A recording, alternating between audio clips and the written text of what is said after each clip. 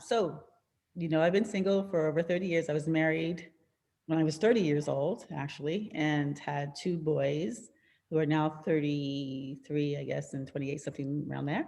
And I've been single since we were married for a couple of years. We were legally married for more years, but we were separated after a couple of years. And then it took us like 6 to 7 years before we realized that just get divorced. So all that time I've been single, and I have always wanted to be in a relationship. So I've never been one of the people that said, I hated men, I didn't want to get married again. I always thought that it was a beautiful thing. I'd been engaged 3 times before over the years, but it just hasn't been right.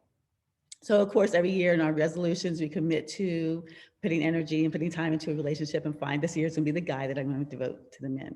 But last year, so many people have been saying, and I just turned 65. So it was like really about that time where it's like, if it's gonna happen, I need to really pay attention now.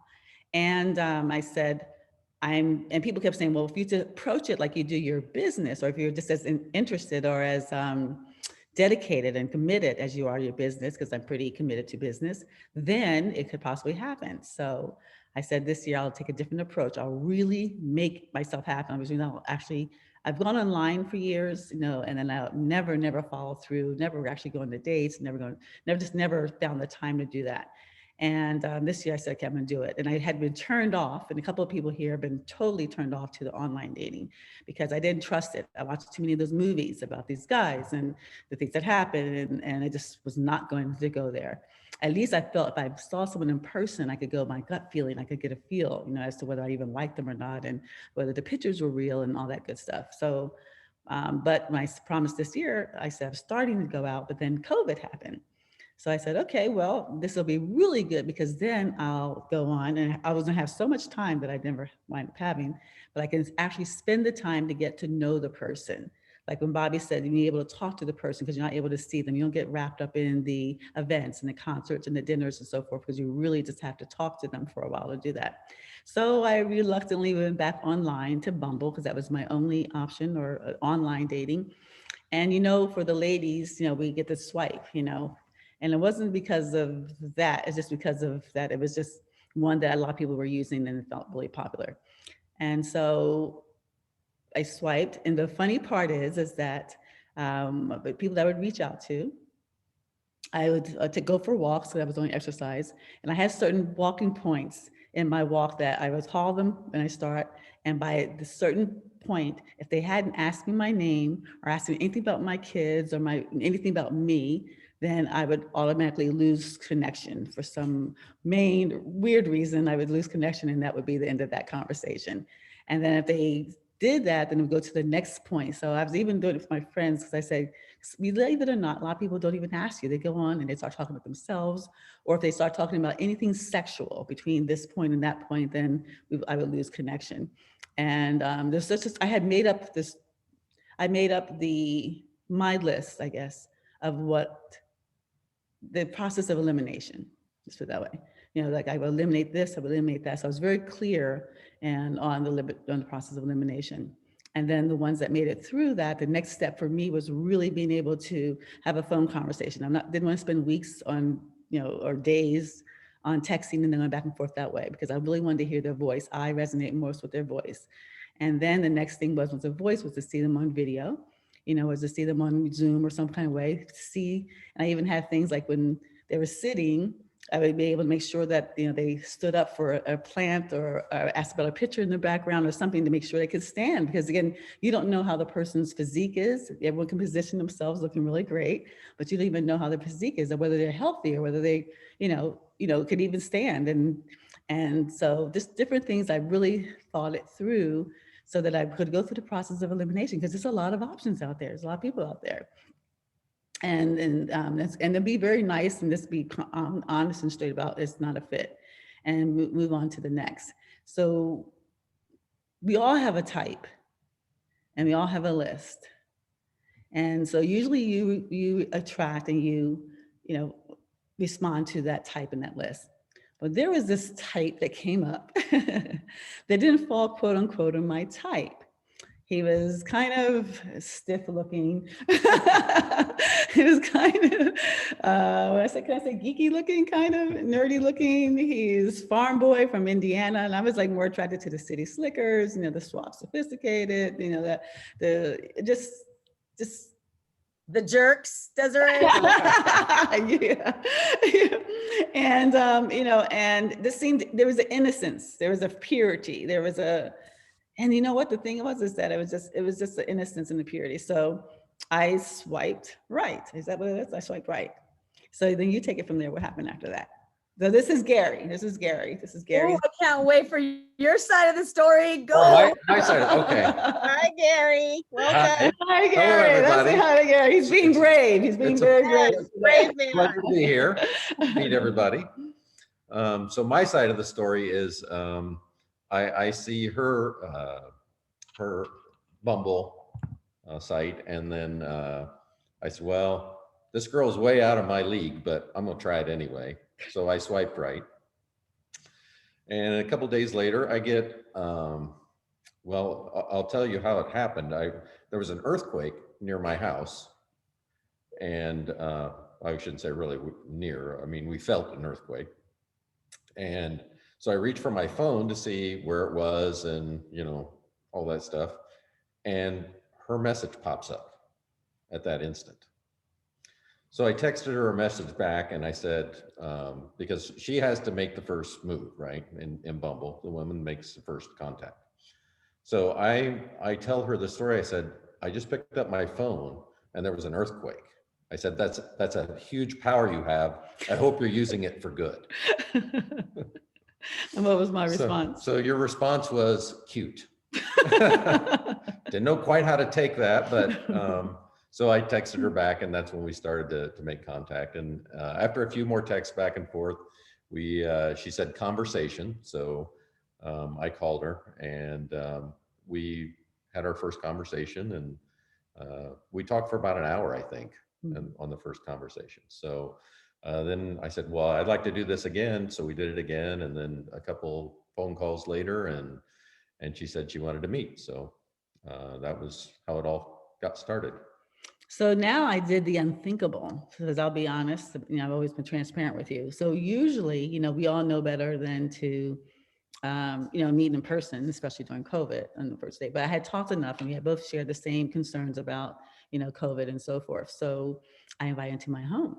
But he didn't know, like he says, well, yeah, it was not safe. I said, but you didn't know who else I had in my home. You didn't know what I had in my home. And then I also thought about the fact that when you do Airbnb and do things of that type, you are bringing people into your home to sleep, to stay, to live, and you have no idea what they're bringing in those suitcases. So at least I felt I had control over this situation. And I always meet people. Even with the Airbnb, I meet them outside of my home first. Because if I don't go by my gut feeling, if I don't feel right or feel anything, then they just don't get inside. They don't go inside.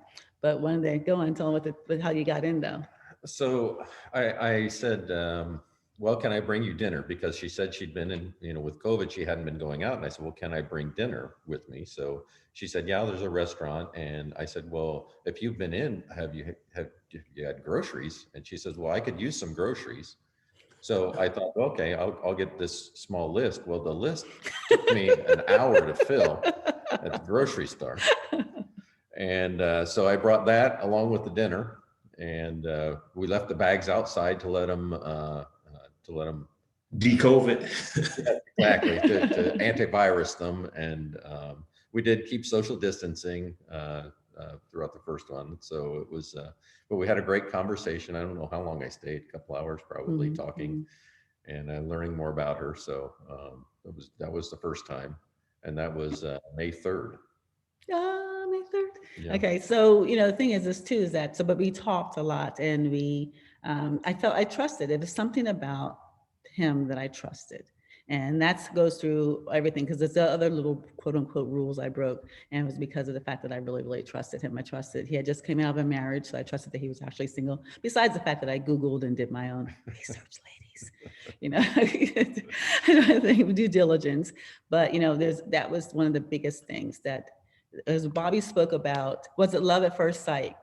That's a great question. I thought he had said, what'd you say? That we could just be friends, right? He says, right. I didn't know what to expect. And I said, you know, if nothing else, I found a new friend. Right. So because of the fact that he gave me that option, it wasn't like, oh, we're going to jump in bed together, we're going to be lover, lover, lover. He worked it as friends, and then I felt okay. Then he's a nice person. Let's see where the friendship goes. So I, even when my family, my kid came and so forth, I introduced him. He was my friend. They asked if we were dating. I said, no, we weren't dating. You said we were dating, but no, we weren't dating. I was still hanging around. We were still hanging around as friends because I have some friends I've had for years. As a matter of fact, you'll meet one of them today from years, and there's just always been a platonic friendship. So it wasn't until, for me, even, I don't know, a month or more that I thought of it. Oh, this guy is a really, really nice guy. And you know what it was, ladies? And I'll be short because I know we have so much of our thing today, but you asked like, what the difference, what changed? What changed with me is that I had to put aside the list for a moment. And the one thing I realized is that this man really loved me. He said he loved me first. He said he loved me from the very beginning. So when they say that, and towards the beginning, you think, okay, yeah, you don't pay attention to it. It's kind of, okay, cute. And he even said, I know you've had other relationships and heartbreaks that maybe I have, because he's been married once for how many years? 37 years. 37 years. He's been married once for 37 years. So, and he had just came out, he was just coming out of that relationship. I think you said that she helped you get you on Bumble. Your Yes, ex-wife. she was the one that told me I needed to get on social media or something and find somebody. Yeah, so they have a very great relationship, and there, so everything's platonic, and he has no children, and there was no baggage as far as that's concerned. But the fact is, he kept saying that he loved me and he loved me, and he was showing it. So saying it is one thing, and if you don't know your love language, that's the first thing I would have you do, is go to lovelanguages.com and find out what your love language is, because that's very telling. And a lot of people, for me, most of the time, anyone that I'm thinking about dating, I have them take that test so they know what my love language is. But he knew what my love language was without me even telling him. He just got it. He just knew instinctively what my love language was. But I thought, anyone who loves me and shows me that they love me that much, how can I not love them back? How can I not love them? Because that trumps everything.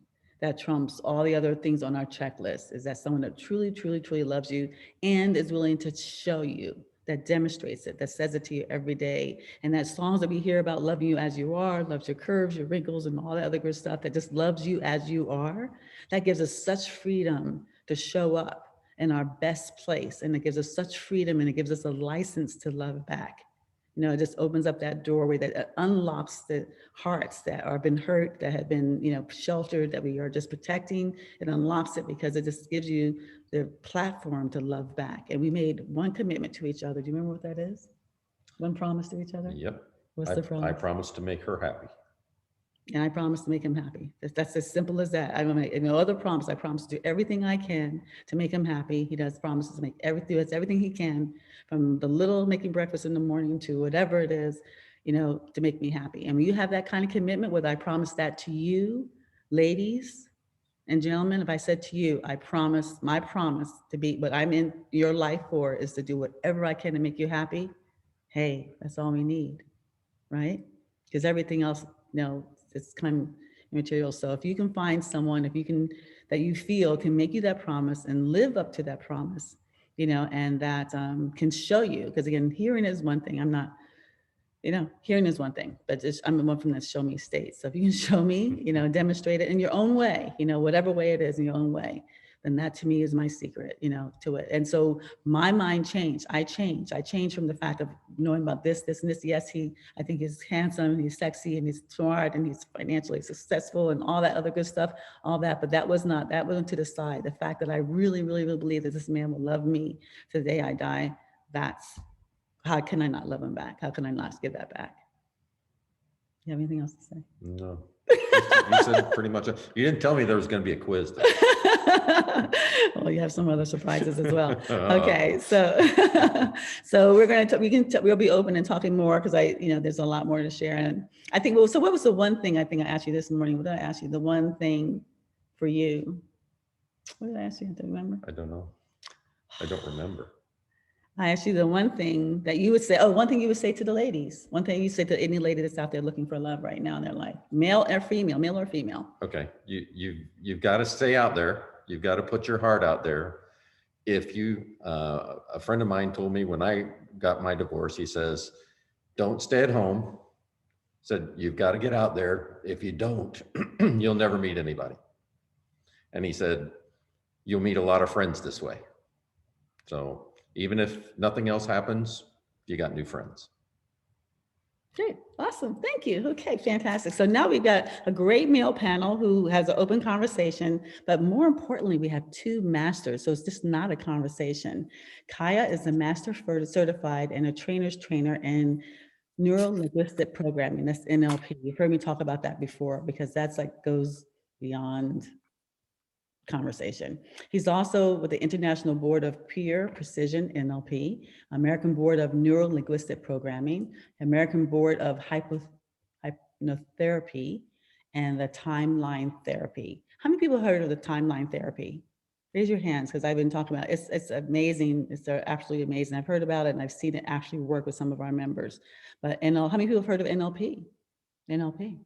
All right, awesome. So Kaya and Veronica have a program, and they have a success coaching program, and they are masters at this. So we're going to talk and we're going to open up and we're going to do all that good stuff, but then they're going to bring it down. They're going to tell us what the real deal really is. So I encourage everybody to be brutally honest and be open. This is a safe, sacred space, because again, it's just going to make a difference. You're going to walk away with some really good insights. So Dawn, how are we doing? Are we ready to introduce our masters? Who's going to introduce our male panel? And we have a couple men that didn't join us today. One of them got kidnapped for Valentine's, so ask Al Leary. So he wishes all the women love, but we have enough content, enough time to be able to get to the we want. All right, so there they are. Who is that beautiful? Happy Valentine's Day, everybody. Hey, how are you doing? Much love. Incredible story hearing from you, Desiree. You've known me for how long? Oh my gosh, it's like 15, 20 years, it feels like. Hi, Gery. Nice to meet you, Gery. Nice to meet you. You guys look like an amazing couple. This is so awesome. And all of you ladies, wow. Aren't they beautiful? Yes. They're here to learn. Stunning.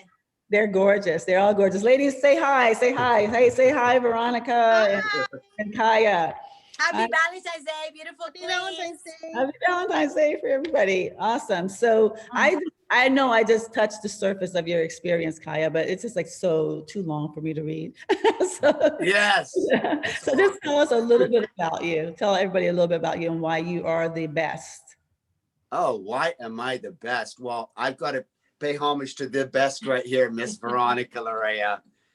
You know what? We're just here to change lives. I think for many people, especially when we talk about relationships is a place of sometimes discomfort and sometimes pain, sometimes regret.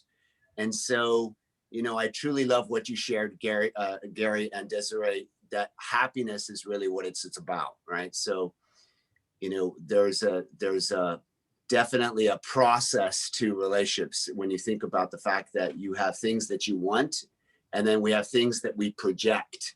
I always ask people to make a list of what you want, mental, physical, emotional, and spiritual, and make a list of what you don't want, mental, physical, emotional, spiritual. And sometimes what we want, there are things that maybe we don't feel like we have. So we want another person to complete us. We want a person to be ambitious and successful and confident, maybe because we don't feel like we are all that, or maybe we are all that.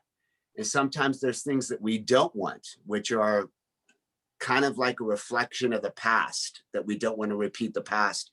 And that opens the door for some healing. So, I met this woman about 7 years ago, and we've been on this journey of growing. And I realized that relationships really are about growth. We think of the world as a learning device. We're here to learn. And relationships are also, as much as they're fun and sexy and beautiful, and they're also a learning tool, right? So we're always growing. And so how can we grow even closer to our true self, and how do we give our best selves? And Miss Veronica? I love what you shared in the beginning, Desiree. And ladies, what a treat that we get to spend a few hours here on Valentine's Day. When Desiree said, I put away the checklist, and that's when the universe was gracious enough to gift a new opportunity. So just like Desiree, I was coming out of a 28 relationship, marriage, 3 children, businesses, and a whole life together. And I remember thinking, I'm going to take a break. Oh, I need another 5 to 10 years on my own. I want to be by myself.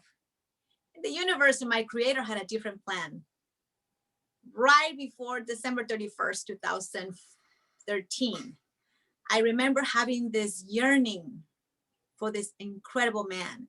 I never met him, and yet I knew and I felt him. And I remember declaring with such conviction on December 31st, 2013, I remember closing my eyes. I remember looking at the sky and then just take a leap of faith. And I said, by December 31st, 2014, I'm going to be madly in love with this human coming my way. I know. And guess what happens? On December 31st, I found myself at the Abbey in West Hollywood celebrating with this incredible man and his sister. And I was madly in love with him. And all came out to be because of a sticky note, a yellow sticky note that some person gave me to me. And I remember declining. The first time it came into my hand, I said, what is this, Kaya? What? Nah. And I put it away. Then the person says, Veronica, just give him a phone call. I think, he's a good NLP trainer. Yeah, I never heard of him. That's the ego. And I put it back again in his hand. The third time, this is my old broker owner. He said, Veronica, here. He took it out of my hand and put it back into my left hand. And that's when I became present. If it wasn't because of that sticky note, I don't think I would have ever met him. Because the circles that we were in, I was in real estate and lending, completely different than transformation. And he was into the transformation industry. So 2 different worlds that came in one day together. And I remember what he said to me that I took it to heart. And as of today, I live by that. He said, Veronica, come and change the world with me. And I remember thinking, oh my gosh, how fast do you want to change? How fast do you want to change? What a new line. Yes. So for my ladies here, I remember thinking, who do I get to become to attract that person? Who do I get to be? Because most of you guys are in business. Yes, you guys have some type of business. And we always say, oh, I'm going to hit this goal. I'm going to hit this vision. And yet, in order to hit that vision, in order to hit that goal, who do we have to become? Who do we get to, blessed to become? So same thing in the intimacy. Who do I get to be in this relationship? It's a different, completely animal than the old Veronica that lasted 28 years in the other life. I call it my other life. So who I am today is, if somebody sees me from my inside out, which Kaya does all the time, is a complete new woman, a complete new person. My identity is not based on a title, Mrs. My identity is not based on what we have materialistic. My identity is me and my creator and our vision. So it's completely different. So I'm going to inspire you guys. I want to inspire you guys to step into your womanhood, your little girl. Yes, we're still little girls. Are you kidding me? I'm always going to be forever little girl. As a matter of fact, my man here last night may, invoke me into my yin energy, my burnable me. He gave me a princess tiara and he brought me to tears. What a gentleman. So gentle the touch, and it opened a space for me to become very vulnerable, back into my energy, back into my yin energy, complete surrender. And he just hold me tight, and I remember crying. And it's not of sadness, it's how much love do I have for this man, how much adoration I have for this incredible human being. that not too long ago, 7 years ago, it was just a stranger. And I remember I didn't like him when I met him. That was the thing. I was like, who cannot like my beauty? But no, in the beginning, I did not like him. I was like, yeah. So Well, how many times have you guys done that? Have you guys kind of just glanced at once and then just move on? yes. yes. Thank God. Many times. Thank God. So I now- gave myself the opportunity and open up. So now we have the panel because we really want to open up to them because some of them have Yes. time schedule. Yes. And we want to meet them and introduce how you're going to introduce them. And then we will hear big stories. We want to ask them the do's, the don'ts, and all that good stuff. So thank you so much for sharing. All right, Dawn, are you ready to introduce them in? Yes, gentlemen, I see you. Will you get on your camera? Brian's on camera. Brian M is Brian Redford. McGran? Redden. McGran. Brian Yes. McGran. Gentlemen, Hi, Brian. all the gentlemen, if they Hey. could undo the camera, that would be great. And then you can introduce them. We can get started. Yes. I'd be happy to introduce them too if you like. Yes, as well. I mean, so if you haven't had a chance to meet them, Brian McGran. Good afternoon, Brian. How are you today? I'm great. Thanks for having me. Thank you for joining us. So I briefly had said that you're 49, never married, no children. You're the co-founder of Boilerplate and you live in Philadelphia. Yes.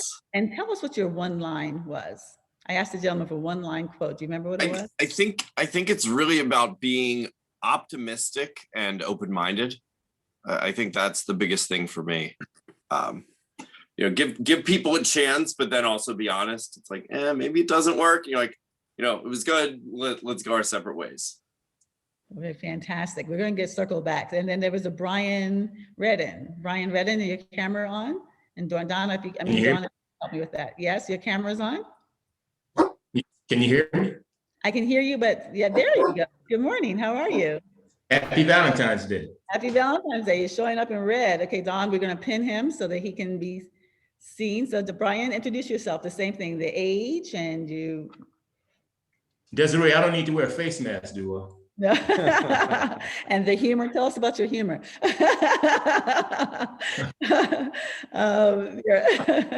Tell us your age and you're single, but you were married and you've been single for over 8 years.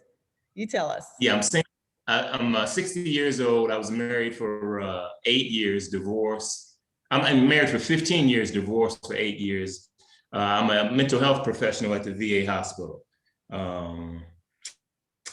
And just what else? And your one line. What's your one line? Your quote. Your quote was interesting. Oh, my one line was to dim a rainbow's glow. You can have a smile that can dim a rainbow's glow. It takes more energy to make a frown than it does to make a smile. So why not use less energy and make a smile? Oh. Awesome. Okay, so we lost a couple of our guys, so let's work with that. So, Kaya, questions. All right. So Okay. for Put us on both the Brians, hot spot. I know we got two Brians. we got two Brians, two handsome Brians, two amazing men. I love the optimistic mindset for sure. So question for you, what are the do's and what are the don'ts in, what are your likes and what are your dislikes when you meet someone for the first time, maybe on an app or in person? Yeah. So for me, a lot of it is, if you meet them, either it's in person or online, and it's like one of the biggest things is just physically meeting them. And it could be, you can do a Zoom, you can do FaceTime. It's actually really efficient now because you're like, you don't have to coordinate schedules. It's like, hey, do you have 10 minutes? Like, let's hop on and actually see if we get along, and I think, that first kind of screening is kind of what you were referring to earlier. It's, is there a physical attraction? Is there, an emotional kind of do the personalities jive? And then is there kind of a lifestyle jive, whether it's family, business, career stuff, spirituality, does it kind of work there? And then, once you start hanging out with the person, I think it gets more into, the day-to-day. They talk about, living with someone or that stuff. And it comes down to, timeliness, cleanliness, thriftiness. You know, can you tolerate someone that's always 10 minutes late? Does it drive you absolutely crazy? Or is it like, yeah, you know, okay, like, hey, I'm going to be 10 minutes late. Oh, cool. Not a problem. You know, or it's like you walk into their house and you're like, oh my God, I can't live. You know, how long can you tolerate a dirty, you know, a dirty plate on the coffee table type of thing? And then also, you know, from a thriftiness end of how do we want to, you know, spend our money? You know, if you're expecting, you know, some people may, you know, the expected of, you know, Michelin starred restaurant for the first date. Others, it's like, well, let's just go for a walk and maybe grab coffee, you know, kind of, you know, those types of expectations and seeing where you really jive with the person, you know, I think are always kind of the big, you know, qualifying factors, as I would say, to put it in a business sense on personal relationships. So Brian, you bring up some really great points. What would you say for you is the thing that a woman does that warms your heart, that kind of opens you up to her?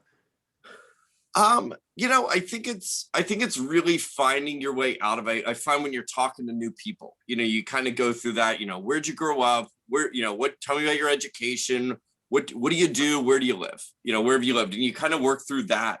And it's like, if you can get off of one of those 4 topics and turn it into like, this isn't just a job interview. This is a conversation.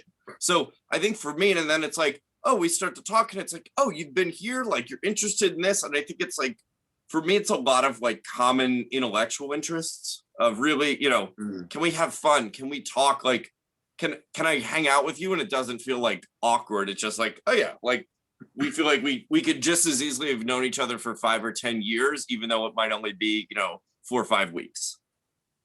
Amazing. Yes. And other Brian, how are you, brother?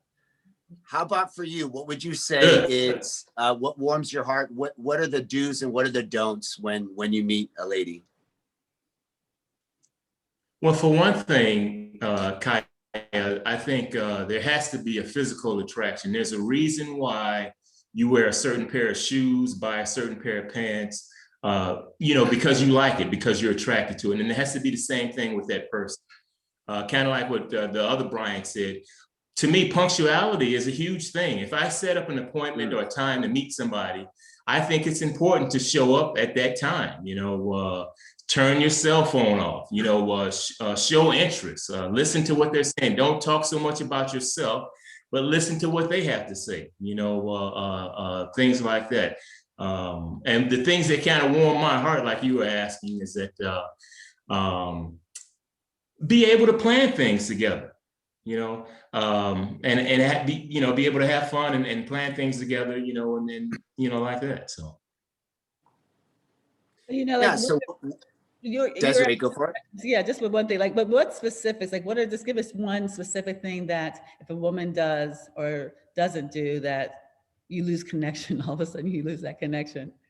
For me, I think it's like general, just like difficulty. I'm pretty easygoing, and it's like, hey, we're going out to eat. Like, I don't know, how about we share 2 plates? You know, how does this work? You know, can we agree on 2 dishes that both sound good that we can kind of share? And to me, that's something where like I'd want to do. I dated one girl, and I remember we've been dating for a while, and she would, you know, be like, oh, can I try some of this? She's like, no, they're my leftovers. And I'm like, well, I'm picking up the check. I can't try it. Like, you know, and you're just kind of like, this isn't, you know, that to me didn't jive. I'm a big food person, but you know. What about you, Ryan? I'm sorry, I just want to get that do and that don't. I think it's important to be able, I think it's important to be able to plan things together, whether one person plans it or the other person plans it, to not lay everything so much on one person to plan everything and do everything, you know, to kind of be flexible and open-minded with stuff. Yeah, I've always kind of said that if you don't give input, then you don't get to complain about it. So like, you know, and or in some cases it's even, you know, and some women want you to really like step up and go, I'm going to plan everything day to day. Or it's like, hey, here's 2 or 3 options. You know, you want to do this, this, or this, they all work for me, and let them kind of make that choice. And then they're not like, the odds of them being happy with the result are usually better. Well, and that's the signs of an indecisive person? I mean, are you okay with an indecisive person? And are you okay with taking the lead? I mean, if you're okay with taking the lead, then, you know, that's where you're going to be. Yeah, I'm okay with a little bit of indecisiveness because I think it's like I can step in and lead if we need to, but I also want to feel like it's a collaborative thing at points. The bigger thing for me is if it's just like really, really difficult to plan, you know, and it's like, well, this doesn't work. I can't do that. You're just like, I can't live with this, you know, that type of stuff. It's, Right. you know, you're just kind of like, I don't think this is going to work out. I don't think we're going to meet up even. If you And, you know, ladies you have hear a lot any of people great say, questions you want to ask, maybe put them in the chat as well, Okay. Okay. because Kaya. I think your questions are probably going to be the best. Mhm. I have a Uh, question. Yeah. Basically, because there's so many powerful, strong, and successful women on this call, how do men in this day and age deal with that, with having a woman who basically doesn't need a man anymore, especially maybe for financial reasons like it was back in society? And how do you deal with their own independence and making their own decisions in their business financially that doesn't hurt or make you feel disempowered? Because they don't need you on certain things that you may have had in, you know, younger generations or things like that. How do men approach that in this day and age and in dating and relationships? Yes, and even though that's such a great one, because you all say it's cool, but the reality is, you know, I feel like I intimidate really quickly, and that sucks. Yeah, I mean, I think part of it is, I mean, I run a business, so I get it. Like I'm busy. There's things that come up where it's like, hey, I've really got to test the software tonight. The engineering team's waiting on me, something like that, where it's just, it has to happen. But it can also be, you know, you're doing your thing. I'm not going to, you know, if you want to bounce ideas or whatever, but, you know, I'm not going to meddle in your business if, you know, giving you unsolicited advice and that type of stuff. But it's like, well, hey, we can both like spend the non-business time. Let's enjoy it. You know, let's make it more of an escape from, you know, what do you want to do that's fun, that you're going to be laughing, and it's not just, you know, I'm on calls, I'm doing emails and that stuff. It's like, how do we, you know, what do you want to do? You want to try a new recipe? You want to try a new restaurant? Like, should we go, you know, what can we do to really take your mind off of that? I think is the best way I've seen. I mean, I've always respected powerful women, and I look at it and say, well, you know, if I were to end up with this person and we have kids together, we're going to have some pretty great kids, you know, based on that. So I think it's an attribute. And I think that's kind of a red flag. If there's somebody who's intimidated by, you know, your career and what you've worked for and things of that, so that's a red flag if you ask me, you know, and that's something that you probably want to be careful with, you know. If they can't accept the fact that you have a career, you've gone to school, you know, advanced your education, you worked up the ladder or something like that, and they struggle with that, that's a red flag. It's interesting. I'm reading a book by Lee Kuan Yew, who was the founder and leader of Singapore for like 45 years. And he transformed the city of, you know, into this, you know, global economic powerhouse, you know, little city state. And one of the issues they had was that in that culture, in that part of Asia, a lot of men did not want to marry women that were of, you know, similar, you know, career status, because they thought it made them look emasculated.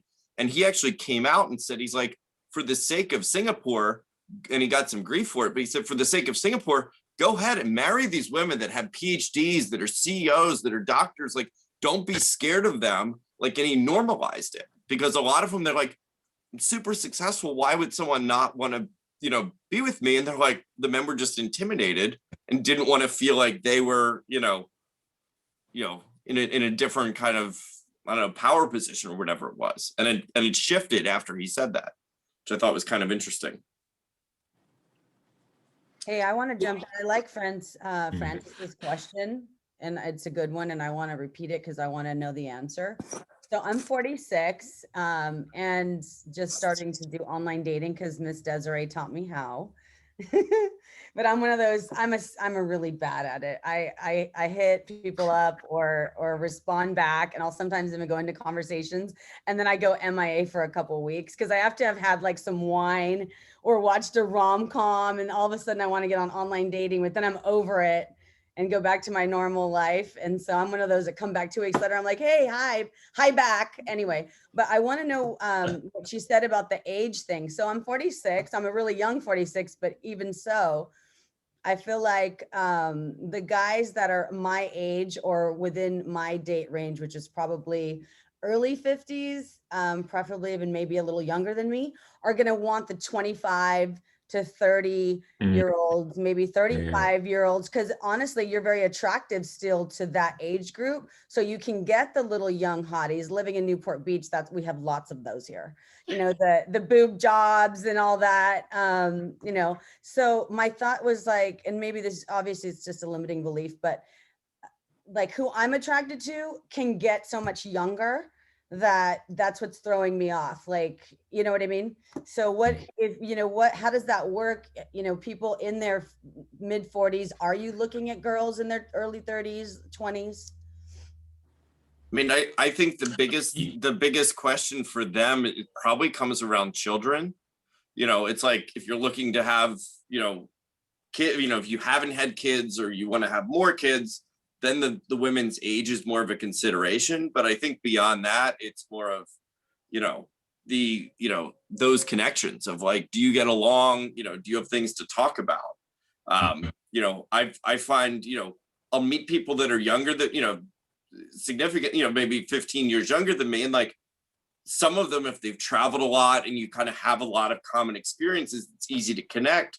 But like the pop culture stuff, I'm like, I don't know who any of these, you know, cartoon references or former Disney stars that are now, you know, all over TMZ. And I'm like, I mean, I don't live in Los Angeles, so, but I'm like, I don't know who these people are, you know? So from that end, it's like, you know, I mentor some college students. This is outside of, you know, relationship stuff, but these kids, like, they weren't alive when 9/11 happened.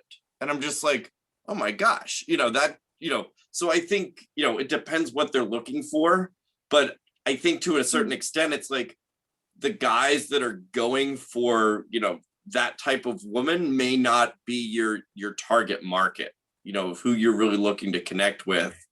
You know, I think that's, you know, the bigger thing. And it's also kind of where you are at in life. You know, if you're 20, you're traveling all over and you're partying, you know, I'm like, I'm over the women that are out partying 3 or 4 nights a week. You know, that to me doesn't excite me. Now, like, could I meet someone in their late 20s who's mature for their age? Sure. But like, I'm like, I can't stay up till 2 a.m. You know, I'm not going to be out bar hopping until 2 a.m.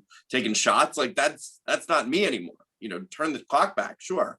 But, you know, I think that's where you just need to be looking for, you know, how do you find the people that fit more of that niche?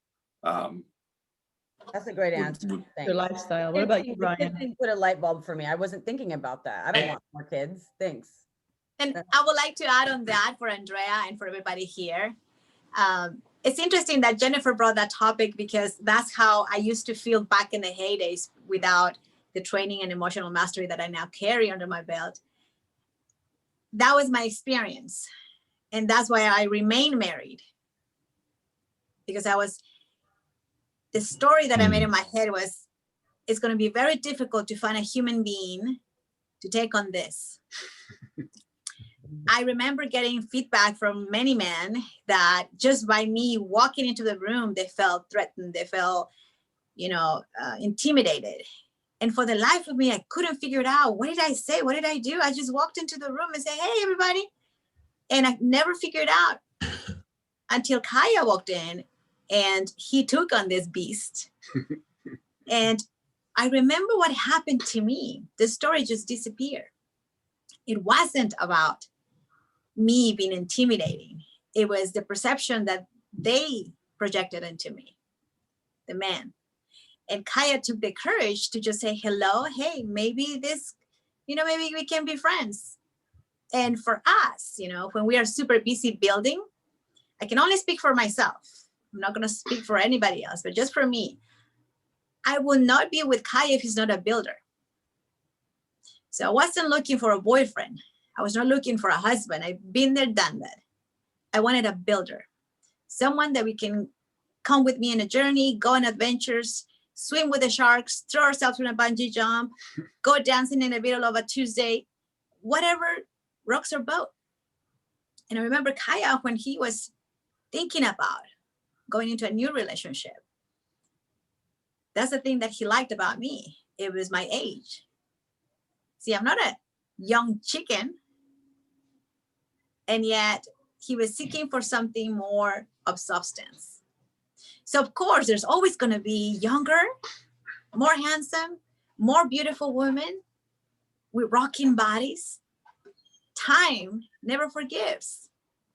However, when you're looking for somebody to go in a journey of life with you and you focus on the essence, you take a look at the soul, that's what matters. What do you see in the other human being in front of you? Are you actually looking with the eyes of the soul, or are you looking with the eyes of lust? Because remember, beauty fades. I want you to think in terms of the people that you want to be in your life. 20 years into the future. We're not going to look like this. Precious things, precious Trisha, precious Stephanie. We're not going to look like this. You know, we wish, no matter how many things that come out in the market, eventually Father Time is going to say, knock, knock. Then what do you have? Who do you want to have next to you? I know for me, and again, I can only speak for me, I want a man of substance, somebody that can have a conversation outside of the business that they're in, somebody that is willing to take on things that are out of our range, like take on the LGBT community, take on human rights, take on saving the whales, something greater than us. And somebody that is able to nurture me and I can nurture him without compromising. You see, when you compromise, there's always one losing. So compromising is not in our vocabulary, Kaya and I. What we do is we talk about it and we make the best decision. What's working for both of us? And we focus on what we want to create, not what we don't have. Because I have, trust me, a list of flaws. Oof. Yes, I'm loaded and I'm precious at the same time. And same thing with Kaya. You kidding me? He's not neat and this and that, and no one cares. Remember that checklist? Oh, I have no checklist for this man. That checklist just went out the window when I met him. So for Andrea, focus on what you want. And for everybody else here, focus on what you want. Because when you focus on what you don't want, which means, oh, maybe I'm going to get with somebody else and then that person is going to go for the younger ones, that's where you're going to manifest. Because you just declare it to the universe. So Brian Redden, I want to hear your responses. We only have, unfortunately, so many minutes left. What was your response to that answer? Because you've dated a lot of, you've met a lot of women that are business women, as far as the intimidation and things of that type. How does that, what's your answer to Andrea and Jennifer's question? Well, and I think I kind of mentioned the fact that that if it's intimidation is the thing, that's a sign of insecurity, and that's a red flag. You know, and that's what you get, you know, you want to be careful with. And as far as the, I think one of the panel members asked about in being in their 40s and dating in their 20s, intellectually, do you have stuff in common? I mean, because I don't think a 27-year-old and a 47-year-old has very much intellectually in common. They probably don't know, you know, who your senator is for the state for their 27. Mm-hmm. 7-year-old, you know, so I think that's important. Aware financially, you know, environmentally, do they know what's going on? So I think a 27-year-old and a 47-year-old is probably not the best match. So how old are the women that you date? What's the range? I know they range, like approximately what the date range. You're 60, yes? So what's your range? I'm 60, so 48 is the youngest that I'll go. Okay. You know, and if it's a healthy 73-year-old, you know, 73. You know? I love it, Brian. Flexibility. So for Andrea and Pat, Jennifer, I would say, don't worry about competing with the younger women, because there's a lot of guys out there that aren't looking for that, mm-hmm. that are probably in your age range. So right. just keep looking. You'll find one. You'll find one that's not so interested in that. And the thing I love about Desiree is she's beautiful on the outside, but she's even more beautiful on the inside. And so you wanna- One thing I would throw in there, I think is interesting, is if you're doing like the online thing, a lot of it is, you're playing snap judgment with pictures. And what you find is that there's some people, I think men are probably, I've never seen many men's dating profiles, but men are not the best at getting good pictures of themselves. They're notoriously bad. And I know over the years, like even Facebook and stuff, I've had close female friends that are like, Brian, this is not a good picture of you. This, and I go, here, pick one for me. And they go, oh, you want that one. So I think there's probably, if you're looking at it from that end of, if there's somebody that's on the border and you're like, I don't know, like give them a chance, because they may just not be very good at picking pictures of themselves. And they may also be kind of undervalued, from that end, because people are overlooking them. So I would say, give them some chances in there too. Don't let that be the only factor, unless it's something that you're like absolute deal breaker, can't deal with it. That's really good advice. Thanks. I think don't you have the most humble men, the better men don't take good pictures because they're not self-absorbed, right? Somebody just said they don't get it, how important it is. Kaya, what other questions would you like to entertain from the audience? What, ladies, other questions, other feedback? Come on, this is a conversation. So let's hear it. I have a question. Yes. My question is, like she was saying, the younger guys. My thing is, in online dating, I met a lot of guys who would say, she's too beautiful, I can't talk to her. Or they were my age, I'm 59, so they were with me and they were all broke down, and I'm like, okay, so what do you do in that when you're 59 and you want somebody at your age where, like you say, you can relate, have a great conversation and do all that, but they just look at your picture and first think, okay, she's too beautiful, I don't stand a chance with her. So they don't get to know you. They just stop right there and don't get to know the woman that you are. So you just do that little swiping by, is like, whatever, Well, it's just like he said, he thought I was out of his league, so he wouldn't have done it. So you just need a man that's going to take that courage, that's going to take that extra step. He's not going to be intimidated by it. I mean, there is that one out there that's going to, that's going to say, Absolutely. That's why I just said Brian with the red sweater on, he's late for lunch because I set this up and he's late. I don't know what's going on. Okay, so a quick one line, Tracy, because I know what you're doing. Tell them about just one line of what you just started and why. One line. Okay, so one line is, I just started Social Singles, which is a virtual dating site where you get to see the person and get to speak with them, to eliminate flapping through pictures and reading fake profiles. And you have different events. You have like happy hours, and you have Friday night is always happy hour. We call that happy hour. Friday night, you come with your favorite beverage, whichever it is. And then Saturdays, we call it Vegas night. And last night we did the Battle of the Sexes, and the ladies won. You got to add trivial questions, and it was fun. You get to interact with other singles. So check the site out. That's just thank you. Okay. Can you put the site in the chat? Yes. And Brian, don't look at it now. Just you're on. Okay. I'm right. One thing I would throw in, we were talking about like trying to find people where you connect with.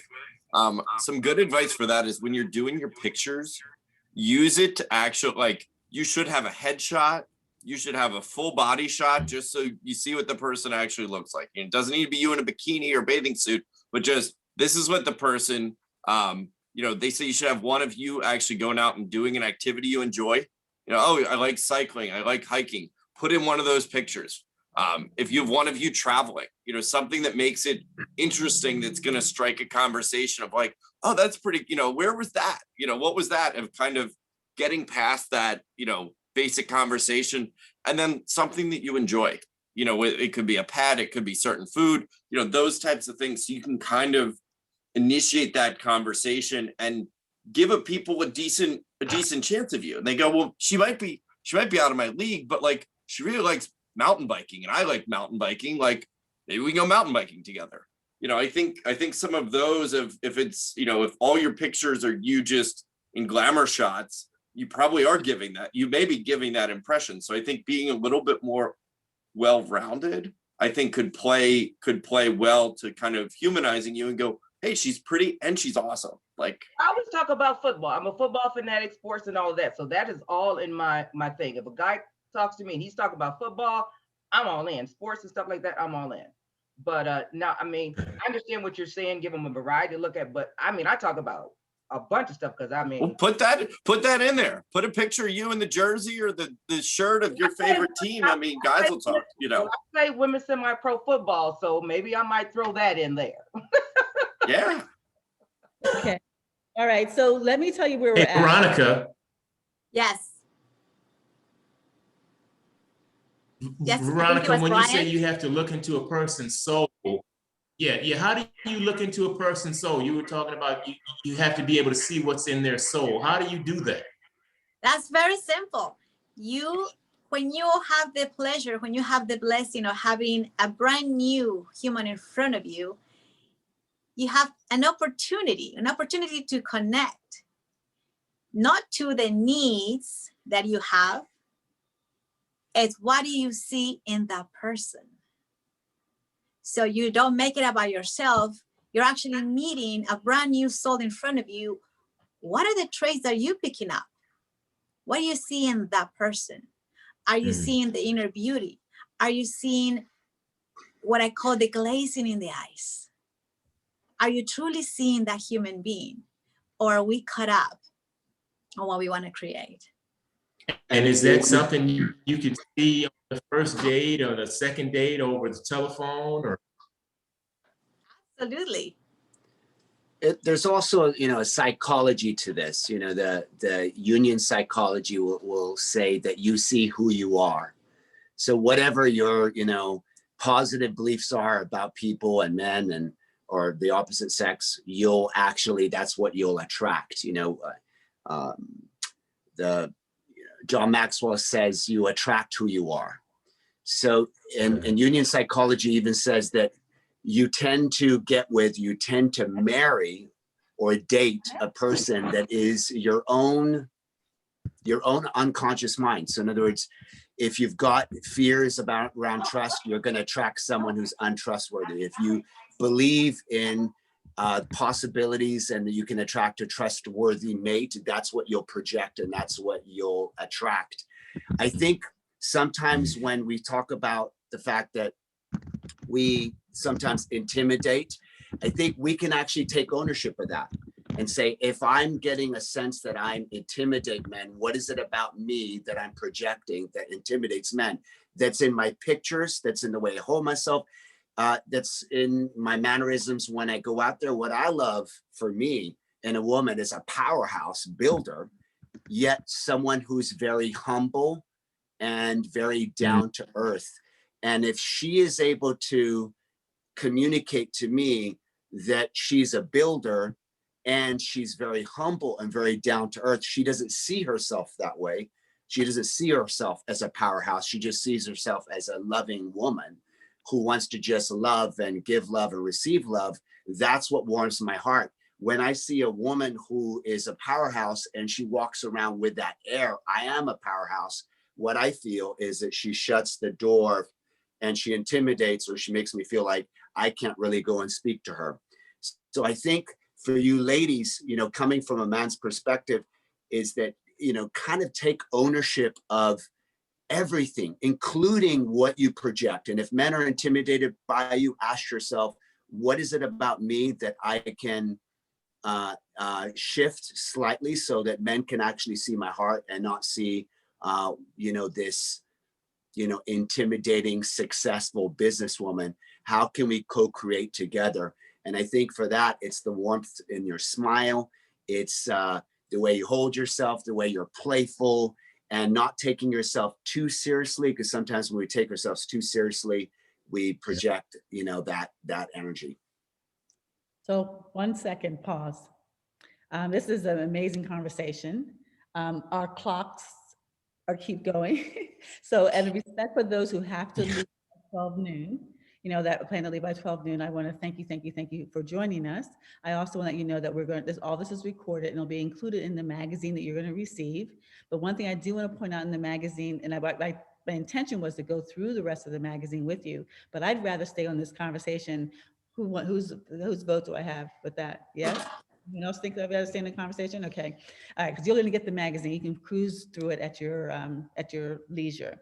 But two things I want you to know that's in the magazine is that one, Kaya and Veronica do have a page there of a program that they're going to be giving. They'll share it at the end of the month. They're going to go deeper. We're going to talk. Then Kaya and Veronica is going to go deep into some real psychology now about what's happening, what's not happening. Another thing I want you to take point of when you get to the magazine, and you have a program called the Inner Vixen. And so the photographer that you see have taken all my photographs, and the makeup artists are doing a special session here in Rancho Santa Fe, socially distanced, all prepared, on the end of March. And we're inviting 6 women to participate in that, 3 a day. And so if you want some new photographs, some beautiful photographs, you'll see it in the magazine. Simply just hit for more information. It'll include your hair, it'll include your makeup, it'll have a champagne brunch, you know how we do things. And also a full page in our next issue, in the May magazine issue. So it's an opportunity for you to, if you don't have those good pictures, because women are guilty of it too. Some of us don't have the best pictures or recent pictures, should I say. This will be an opportunity for you to get them, and he's absolutely the best. So I just want to make sure that anyone that has to leave, that you watch out for those 2 things in the magazine. But if you can hang on, we're willing to hang on, because this is just getting started. Yes, yes, yes, yes. Yes, yes, yes. I'm going to give everyone the permission that, and thank you so much for joining us. If you do have to leave, but stay, don't leave. Don't go, stay with us just a little longer. So Desiree, can I make a comment? Yes. I think I need to mute one of my phones. Hold on. So after you had your conversation with us, I have definitely been opening myself to be more available. And I just completed a session with a young lady. It was really neat, and it really kind of changed my lens. Kind of goes along with what you stated about seeing someone's soul. And so they say, whoever you meet them with a sense of wonder. Use wonder. Yes. And if you look at the wonder, and then I love how she closed that statement by saying, in the sense of, what is it about them that's really about me that I haven't met with my own self yet? So it kind of has really opened my eyes. So I look at a person, I like, okay, are they going to do my list? Just like, who are they? And in a sense of wonder, and what is it about them that I haven't even met about myself? As you said, who do I get to become and getting to know this person? And that really could, I mean, the checklist I've always struggled with, why I have to have a checklist. My previous relationships, I never had a checklist. We worked very good together. But I love the wonder sense, just that curiosity. Let's just have fun. And so, I mean, I'm a professional woman, a business owner, but typically I switch hats. So I think that's just like, I say, catch up with me, because I'll switch hats, Sonia, and I'll switch my hairdo at the same time. But when it's dating, I'm with my guy, it's us. And then when I got to go back to work, okay, it's like, Kim got to go to work now. What time are we going to meet up after I get off work? And then I always set up some standard times, like, Friday's a free for all. If you want to do some spur of the moment, it may not fit my calendar, but I'll let you know. But I could tell you, if you want to plan something, I know I'll keep Friday evenings open, Sunday's family day. So I have some set times that, I work around for myself. If it's just me, then that'll be me taking a nice bath, or just be reading a book or watching a movie. So, but just that sense of curiosity one, but just really, because I reached out to some guys and I was just like, what do you do for fun? That's what I want to know about. We're going to have a good life, fun time. So I'm not going to ask you having kids, marriage, because I'm not going to do that. But let's just see what we're going to do for fun and let the rest take itself. So if any feedback on that, that's just my approach. I definitely will welcome it, because I haven't been dating since 2010. So this is new.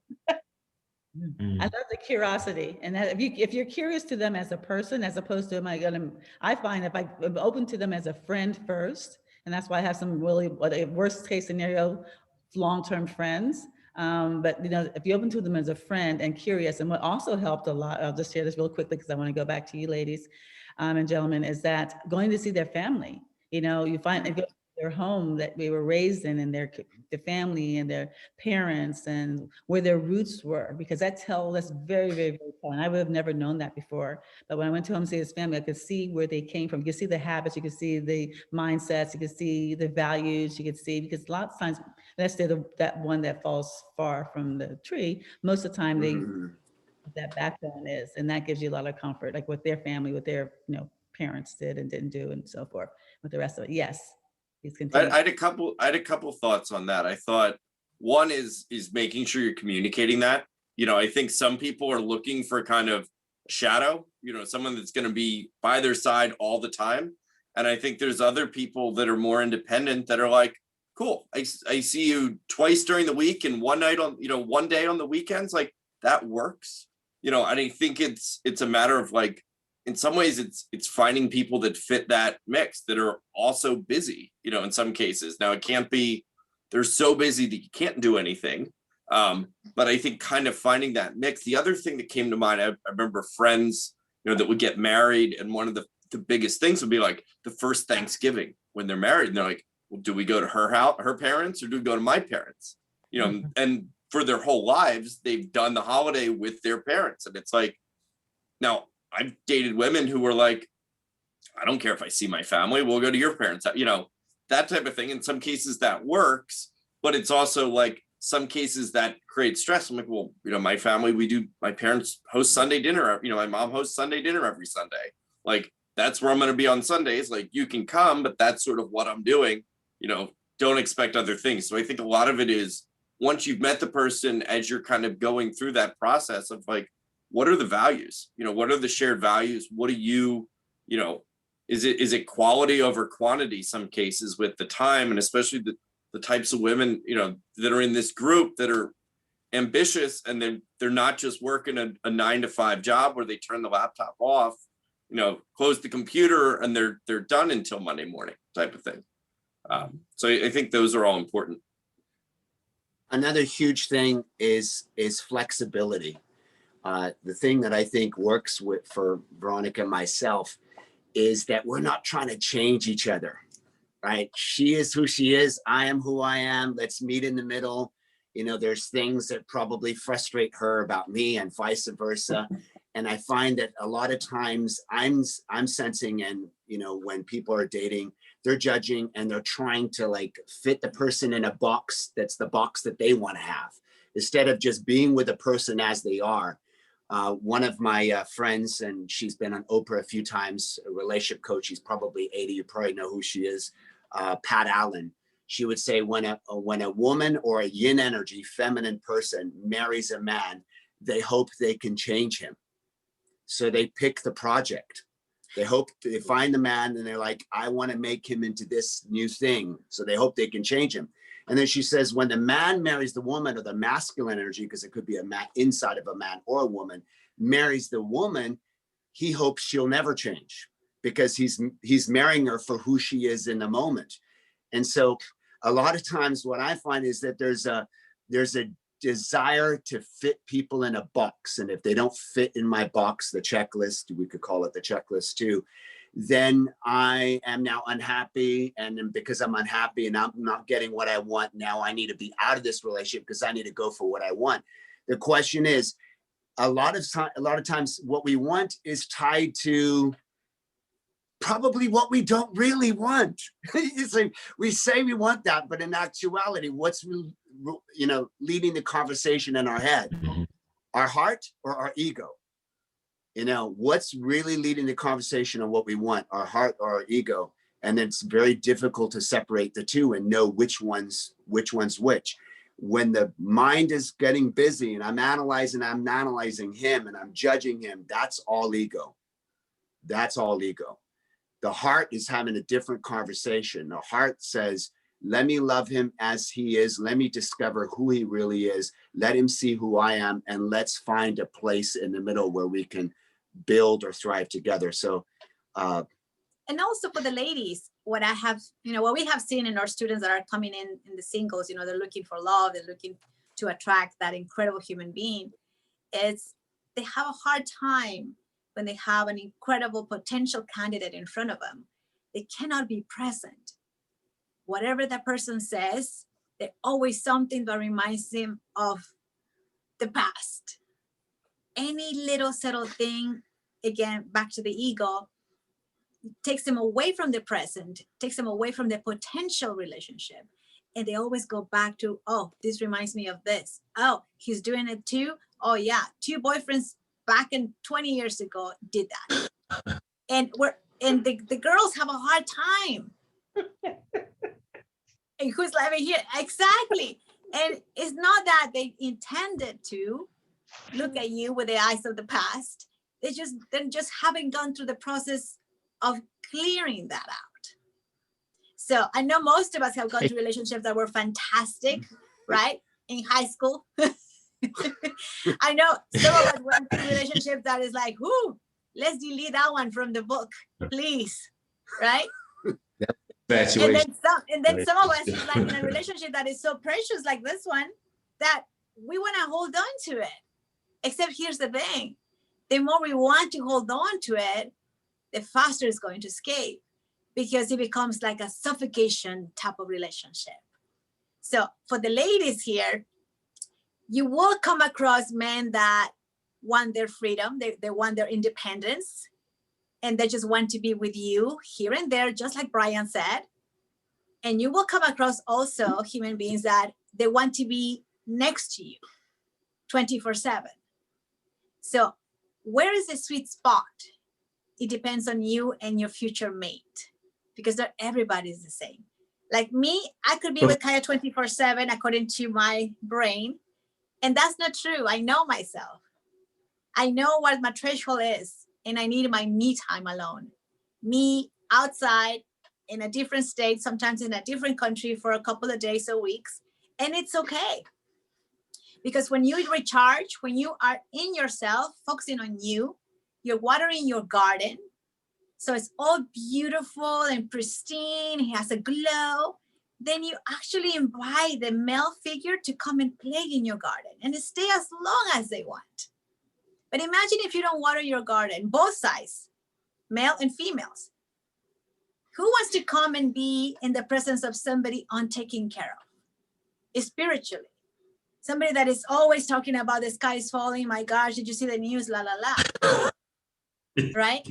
So we get to focus on what? Water your garden, my friends. Take care of yourself, especially for the male figures. I don't know what you guys do. I always take a look at Kai. I know what he does. He goes and swims in the ocean at 6 a.m. in the morning or at 11 p.m. or he's at 2 a.m. in the morning, hitting on the legs. Yes, squatting at 2 a.m. in the morning. And I'm the best cheerleader. I'm like, you go, boy. Yes, yes, yes. So what are you doing to water your garden, to make sure that when you're swiping on the phone, you're in the right mindset? You're happy, you're enthusiastic. You're like, oh, I can't wait to swipe to the left. Let me see who's next. Oh, maybe this is a potential one. What state of mind are you? Because if you're not taking care of yourself, the swiping means nothing. You can actually see the king right in front of you. You won't see it. You can actually be in the coffee shop right next to him. You won't feel him next to you. And this is both for both genders. When you're not open, when you're not ready for what's coming your way. So what are your gardens, my friends? So Red, and you were about to say something. Red. Yeah, Brian, Red, go. As if finding a sweet spot and being flexible, is that a form of compromising in some way? No, there's no compromise. No, okay. In a sense, compromise means someone gets to lose, and that leaves resentment, unspoken resentment.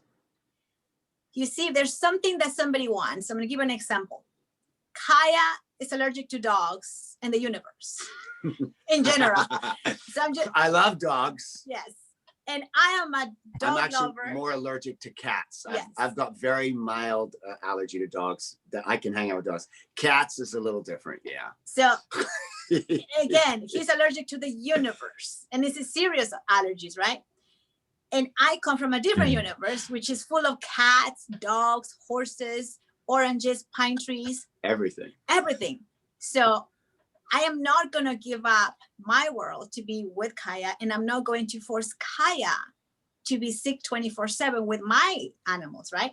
So what do? We have two homes. Yay. My house and my ranch with the dogs and the cats and everybody and raccoons and snakes. That's my cup of tea. And we also have our house here in Newport Beach, where the ocean, the breeze, no animals. I do have my flowers though.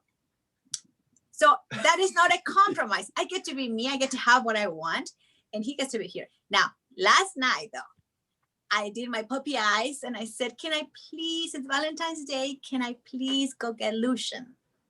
or Great Dane. And I could see the reluctancy, like, and then I get my allergies. Tomorrow we're speaking with the team on Valentine's Day. And then I surrender and I said, whatever makes us happy. And Lucian is here, by the way. He's with us.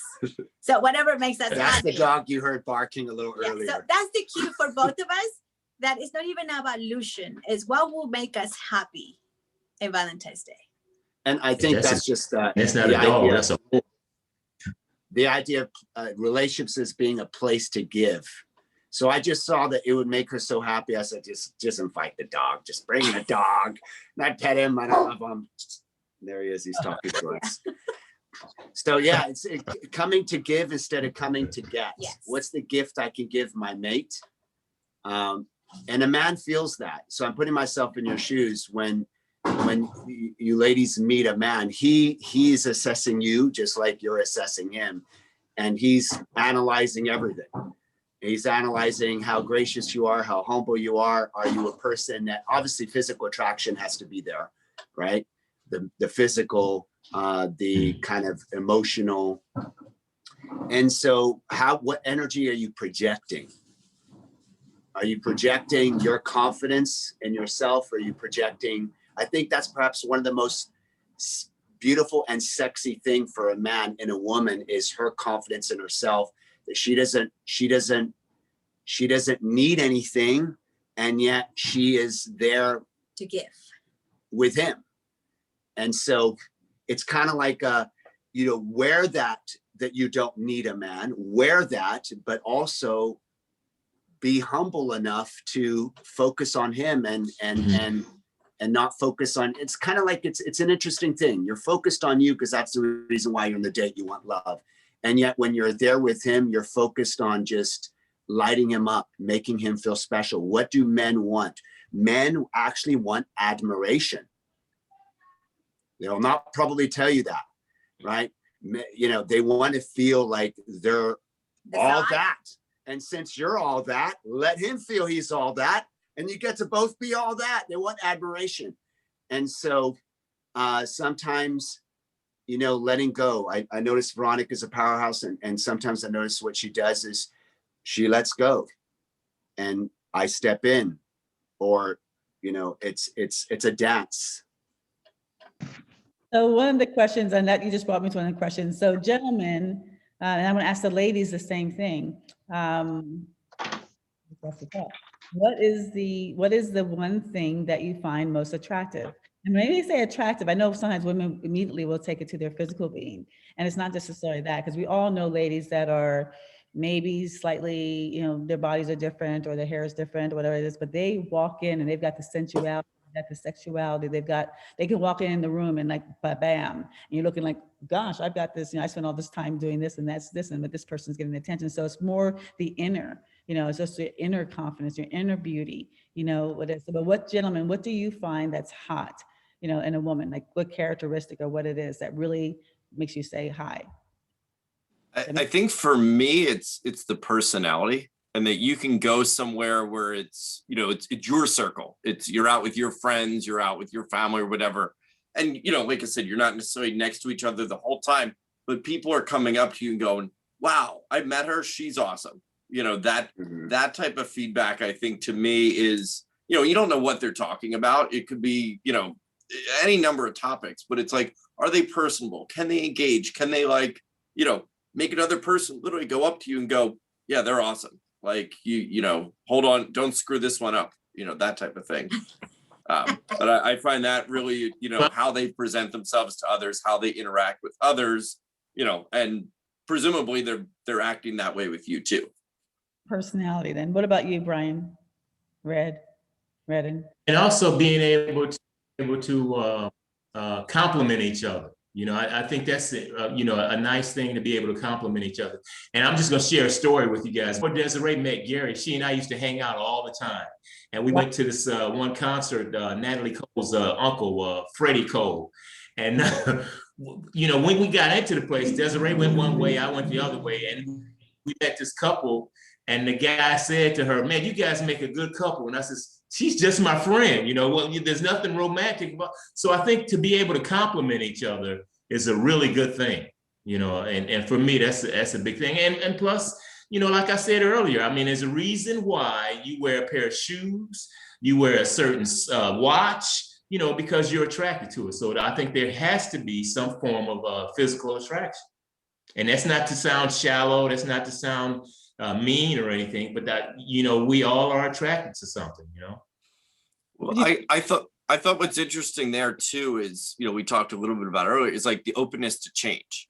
So it's like, I've had women that are just like, you need different jeans. And I'm like, all right, well, you want to help me go find different jeans? Like, yeah, things like that, where it's like, I can help you, it's like, those types of things that I think it can go, both ways if it's done in a very nice manner. But I'll talk about, I'm trying to, eat healthier. I'm trying to do more fitness. To go, well, I have yoga, you want to go to yoga with me? Go to yoga, I have an extra pass, come with me. Or, let's, you can try zucchini noodles. You can try zoodles. I'm like, all right, I guess these aren't as bad as I thought they would be. Things like that, where I think where you can kind of collaborate and complement each other. And then like, yeah, I'll help you with these things. I'm a finance person. So it's like, somebody's like, yeah, I'm just bad with money. I'm like, well, I'm happy to jump in a non-judgmental sense and like help you out. I'm not necessarily handing you cash, but I'm like, we'll look at your expenses, we'll look at everything, and we'll try to help you. So I think that's part of where like you're complementing each other as well of, and there's some things that are not going to change though. And you just have to accept those and go, it's take it or leave it. This is what it is. But I think there's certainly other things where if you do it in the right manner, you can help move them in the direction of, what you think is improving them. And it's something that you find more attractive. And I love what you're sharing, Well, Brian, and is that contribution. It's what do you bring to the table? To piggyback on what, say that again. Go ahead, Brian, right? Well, I was to piggyback on what Brian McGrain was talking about is that, I think it's important. For me, health is a big thing. I'm not a gym rat or anything like that, but I can go on a 3-mile hike and not be winded at the end of the 3-mile hike. I think, one of the things that I look for in a person is that they should be able to do that same kind of thing, Well, another thing I really like that Kai have been on is that Brian and I has been friends for a couple of years. And I think my attitude, when I said that you approach a person, you get curious about them as a person and as a friend, because not every person that you get along with, we hung out hours, days, weeks, months, whatever that you hang out with as your love partner. I think that's a mistake that a lot of us make. We say, oh, I like him, we get along together, we like the same things, he should be my love partner, he should be my guy. Sometimes if you feel that there's certain things that doesn't work that way, and be willing to develop that friendship, because we have a wonderful real friendship that we will have and will always have between our relationships. But if I had just said, oh, we're not going to get married, I'm not his type, or he's not type for marrying type, then we would have never been friends. And there's a lot of value into that. There's a lot of value to you having good friends. So sometimes good friends will bring you to other good friends, but just still having friends, male and female friends. So when you approach it, like not, oh, I got to go to the bed with this guy. If you approach it with the fact that I am curious for this guy and I can make him happy at what he does. And then if you get to a point where you realize it's not going to be romantic, we can still be friends and still maintain that, because we have great times together from that. Because of that. This is And there's so much value in actually being online 10 years ago. And we didn't have the connection, like you say, romantically, but we have been friends for about almost 13 years. And I watched his kids grow up. I invite him to family things that I'm having, and we just enjoy each other, celebrate each other's life. So I think there's some real truth in that. Everybody's not going to be the guy, and I'm okay with that. But like you say, the riches of what you can learn and support, and just a friendship. So. And in some ways, that's an easier way to meet people. I mean, I've kind of casually dated some girls, and I traveled for years. I did consulting and disaster relief for years. So I was on the road, different locations. So you'd meet someone and it's like, oh, you kind of hit it off. And then it's like, well, I'm not here anymore. My project ended. And so like, time passes, they're then seeing somebody else. But I've had a few women that I used to see that are like, you should date my friend, date my best friend. Like, you're a good guy. Like, you know, I'm not available anymore, but she is, like, you know, and we get along because we're friends. So I think in some cases you want to, if the one person is, you know, not physically into the other person, I think there's, you know, I think that needs to be communicated. I think it's dangerous if the other person is just hanging around, because it's like, well, maybe they'll be physically into me at some point. But I think if you're on the same page of like, look, we're both friends, this is cool. In some cases, it makes you, at least I've always found, if I'm out somewhere and there's females with us, we're more approachable. You know, if it's one-on-one, everyone by default assumes you're together. But if it's like always having a female or two in the group, kind of makes it a little bit more approachable. So I don't think I think those are all good relationships to have and maintain. Although sometimes you start dating someone and they'll be like, wait, why are you hanging out with her? You're like, we're just friends. And they're like, that can sometimes create issues as well. I'm sure some of you have lived through that as well. All right, so I know I'm open to all the ladies' questions and so forth, but I know that Kaya and Veronica wanted to share something. So ladies, any other questions, any other feedback, like, gentlemen, do you have any questions you want to ask the ladies? Let's give you a chance. What question do you have for the ladies? Why do we do, or why don't we do what? Uh-oh. Mm-hmm. You know you got. I have an interesting question, you know, because I think us men, we have blind spots, and ladies, we have blind spots too. So for the two Brians, what are some things that maybe women do that maybe when they go on a date that are a turnoff that they don't necessarily even know that's a turnoff for you? Or a turn on, you know, so a turn off or a turn on that maybe they're not even aware of. I mean, the biggest turnoff for me is probably flakiness. You know, it's like, I put a high value on my time. I put a high value on other people's time. You know, I can tolerate, you know, a few minutes late, you tell me, that type of thing. But like somebody, you know, you make plans for a Friday and then 4:30 you get a text. It's like, hey, I don't think we should hang out. And you're like, well, I would have made other plans, you know, if I'd known this. Like, tell me this Tuesday, it's fine. So that to me is probably a turn off. You know, the turn on, I think, is like, instead of you're like, you get that conversation going beyond just like, doesn't feel like a job interview, it's a conversation. You know, I think that to me, and then being willing to share food, that's another. Share food. How about my brother Brian? They get eat Turn off on, his turn plate. off for you? One of the biggest turnoffs for me, Kaya, is somebody who overindulges in alcohol.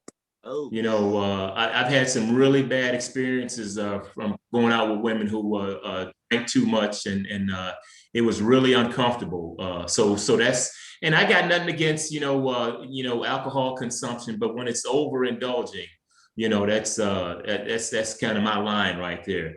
One of my biggest turn-ons is somebody who can dance real good. You know, I mean, if you know how to, you know, get on the floor, I mean, that's fun. That's a lot of fun. So yeah. One other thing I think is a turn off too are people that are out that like are not emotionally ready to be out. Like they're trying to get over a relation, you know, and it's just like, and they'll just go, yeah, I just don't. And you might hit it off with them, and then they're just like, well, I don't think I'm really ready for something right now. And it's like, well, then why are you out doing this? Like, don't waste my, you know, I just got out of something complicated, or it's still, you know, you're like, well, then don't waste my time.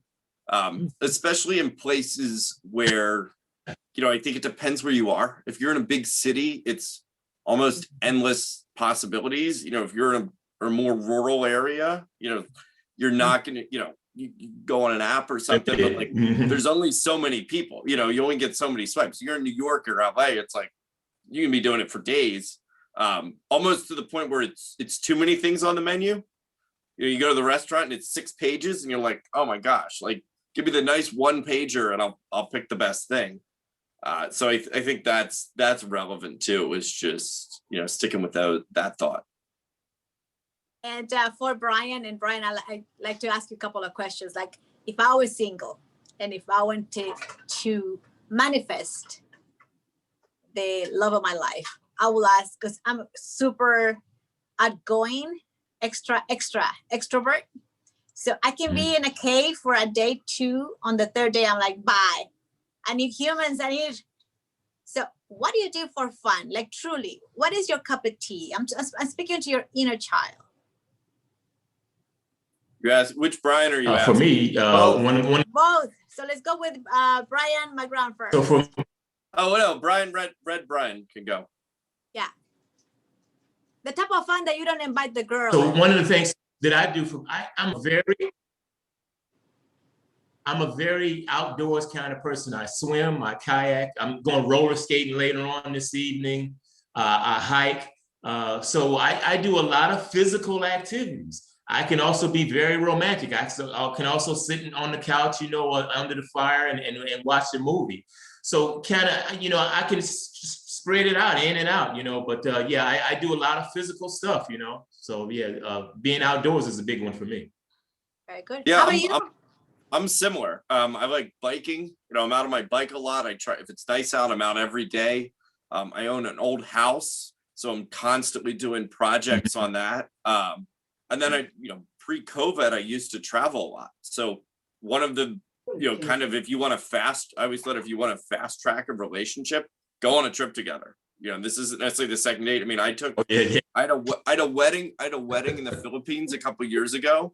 And I took a girl with me as my +1. I'd only known her for 2 weeks. And I'm like, oh, you want to go? Like, she's like, yeah, I'd love to go. All right. In some cases, it's like, okay to be impulsive. I mean, vet them a little bit. But, I think there's a certain impulsiveness that's like kind of fun. Or it's like, it could also end very poorly. But my experiences have always been pretty good. You also learn to like, I feel like as you get older, you get much better of like knowing the signs, right? It's like, right. You kind of see, and there's little things and you can't always quantify them, but you just see little like tales of like, oh yeah, they're actually like a really like kind person. They're not just thinking about themselves or those types of things. Or there are other things where you're like, yeah, that's like actually like really selfish that you're doing that. Like I wouldn't want to be, so, but like lots of little things that you go, oh, okay. Like, and that can kind of, in some cases, if you're looking to fast track things, those can be, if you're attentive to it, can get you, ahead faster. So I like to ask the ladies though. I want the ladies, what one question? Come on, ladies, give us one question. We have this moment to be brutally honest. All right. So let's ask that one. We don't need your back. Brutally honest. Let's hear it from the ladies that haven't spoken, like Stephanie, Glacia. Yeah, we don't need to know why. Vicky, Frances. Questions. We won't. Maureen. Come on, ladies. Dawn. Right into your back stories. We just want to know that one question, even if you want to remain with your video down. Let's ask that one question. Come on, ladies. Do that one. Okay, Glacia. Okay, one question. This is not a question. It's just you had asked a question earlier regarding things that you like about someone. And for me, it's just basic being kindness. Unfortunately, today we live in a world where kindness is looked upon as being soft, and that the people that are mean and disrespectful are unfortunately the ones that are revered. And, I was at my work one day and one of my coworkers was telling a group of us, he was like, complaining to us, and he said, one of my New Year's resolution is to be mean. And I found that to be like, oh my God, that's so sad. I'm like, no, do not say that. Do not allow other people to change you because they're being mean and unkind to you. Do not go down that road because you are not going to be happy. So it's just, for me, that is a very, very, very big thing. Being kind to others. What does it take? What does it take from you to be kind? It's just like that gentleman, I think it was Brian with the red shirt was saying that it takes more to be frown than to smile. What does it cost you to be kind to each other, And that's one of the bigger problems we're having in this world. If you just take the time to be kind to each other, we could eliminate a lot of stuff. That's all I have to say. Thank you. You can learn a lot just watching how someone interacts with like the wait staff at a restaurant. Absolutely. just That's seeing how cute. they. Oh, yeah. All right, who else wants us to give one feedback? Come on, ladies. No shy, don't be shy. There's a question from the ladies on the chat that says, why are the Bryans single? Ooh. All right, so let's go with Brian McGran and then my So- other incredible Brian here. Good, and his last name So- was and he's in red, so we'll call So him. the so as my mother said, you will never check all the boxes, and I said, well, I'm gonna try. Also, I've traveled. So my role, I was a consultant out of school. I did disaster relief for a number of years, where we were kind of always on the go, living out of a suitcase, 300 days a year. So for me, a lot of it was like I met women in places where it was like, I don't know, I've known you for 2 months, like you're pretty cool, but like didn't pull the trigger to like, you're going to move across the country, you're going to change your career, like, potentially find a new job, all those things, move away from your family, is kind of a big commitment. So I live with one girl, I've dated a couple girls, I'm always kind of dating somebody. I feel like I'm getting closer to the point where it's like, I went through the wave where all my friends got married off. I lived with a girlfriend. I knew within a week it wasn't going to work. That timeliness, cleanliness, thriftiness, we failed on all three. But I see it as, I'll find, nice woman in her 30s that's like, I'm ready to, settle down and do that. And I think that'll happen for me, the next couple of years. Well, you mentioned the age, but that's because you want to have children, right? And you're Yes. yourself. So, okay. So that makes sense with the age. And you're still trying, you're still looking. Yes. Yeah, exactly. Okay. Taking the scenic route to marriage. All right, Brian Redden.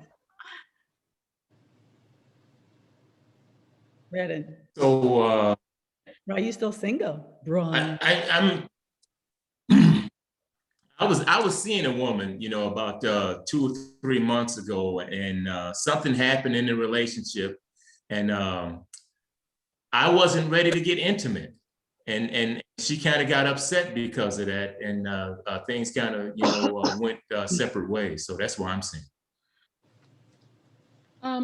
Found that to be happen more and more again? Have you found that women were ready to be intimate sooner than you were? And then that's a great question. Like, when is the proper time? Because a lot of women, there's kind of no rules to that anymore. Like, some women feel it's okay to first date if you're attracted, or the second date. It used to be the three date rule. So like, what do you feel is appropriate as a man when, is it a date? Is it kind of like what.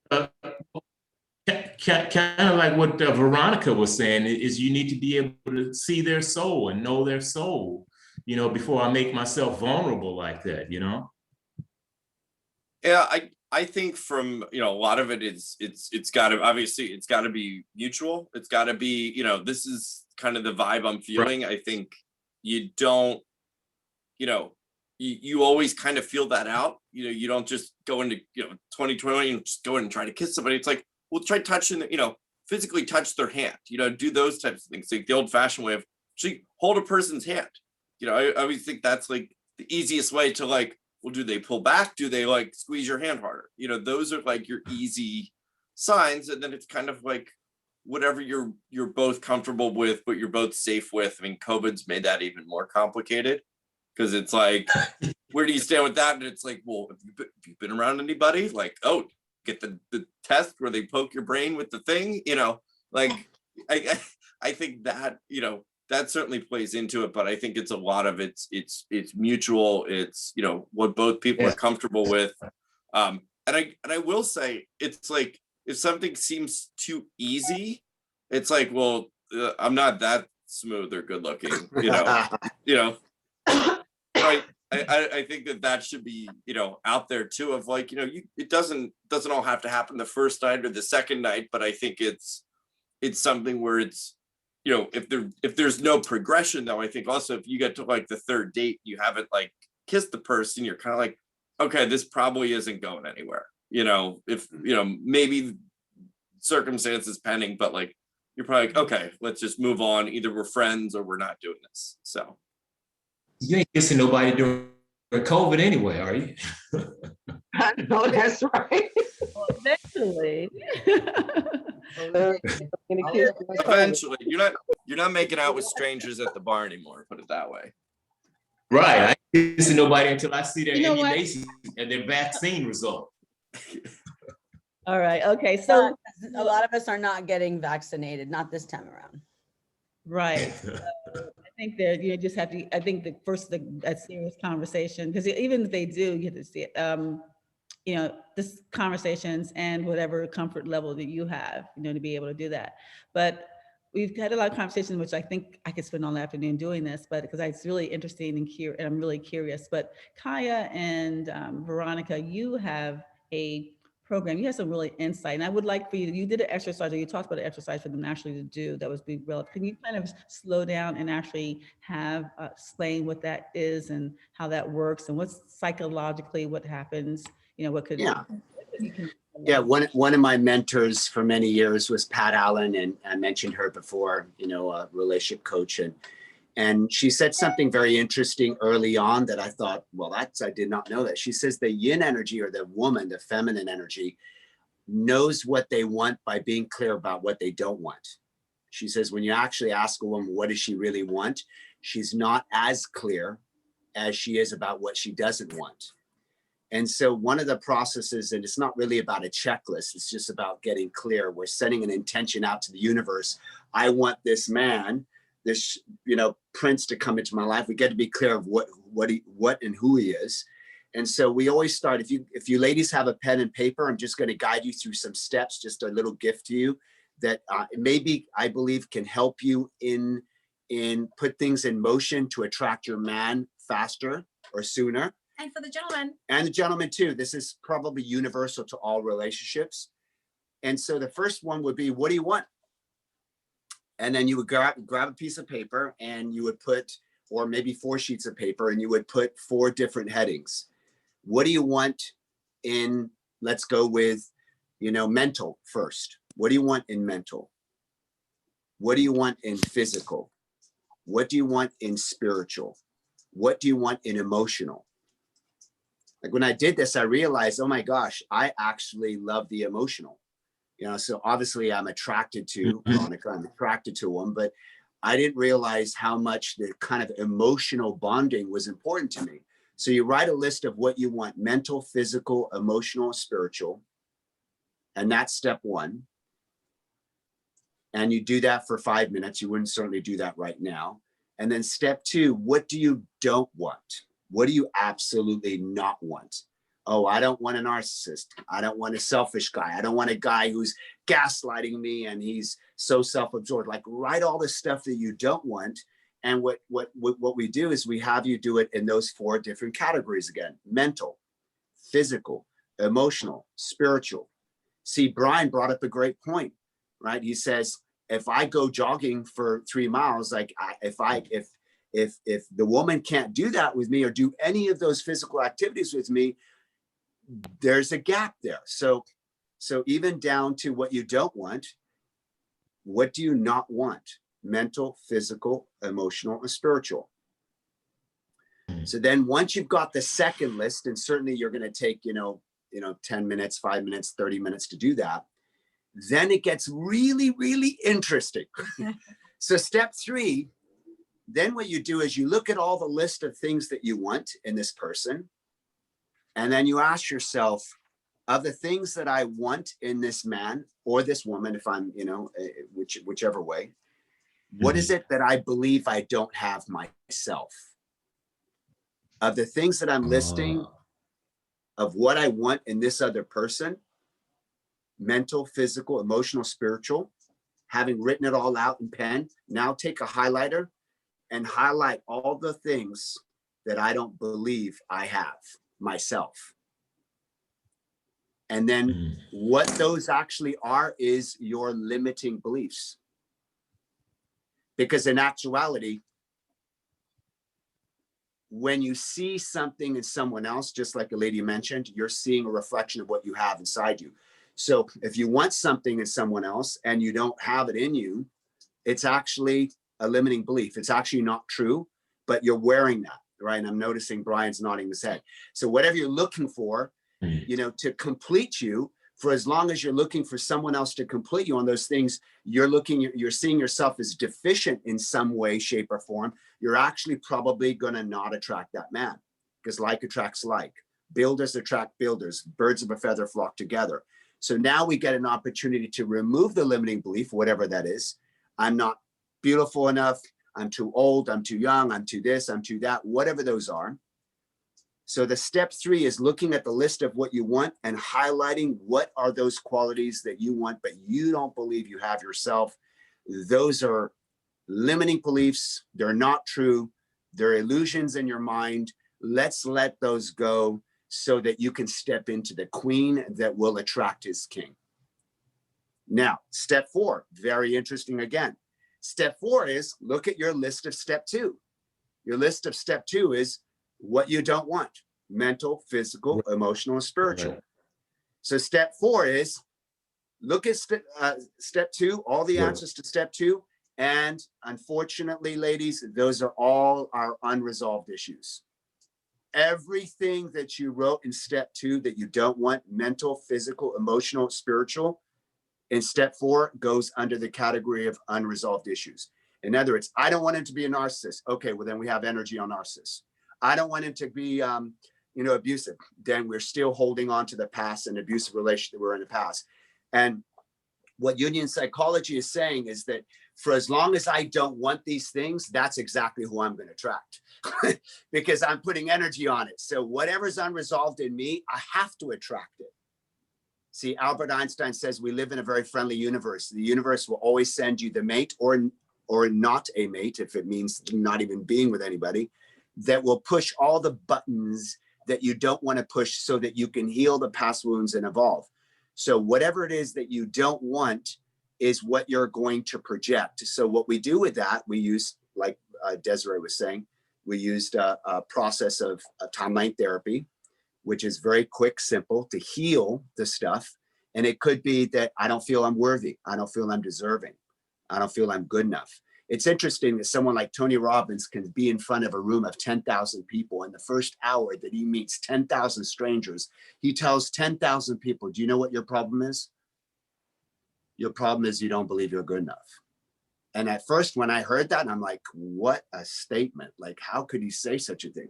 Then I pondered on it and I realized, oh my gosh, it's probably true for 97%, 9,970 people probably actually think that way.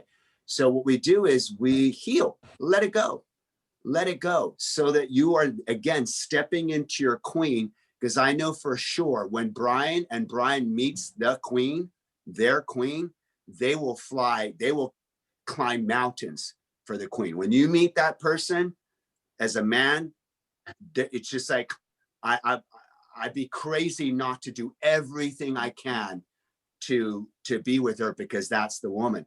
So when you step into your queen, you attract your king. That's step 4.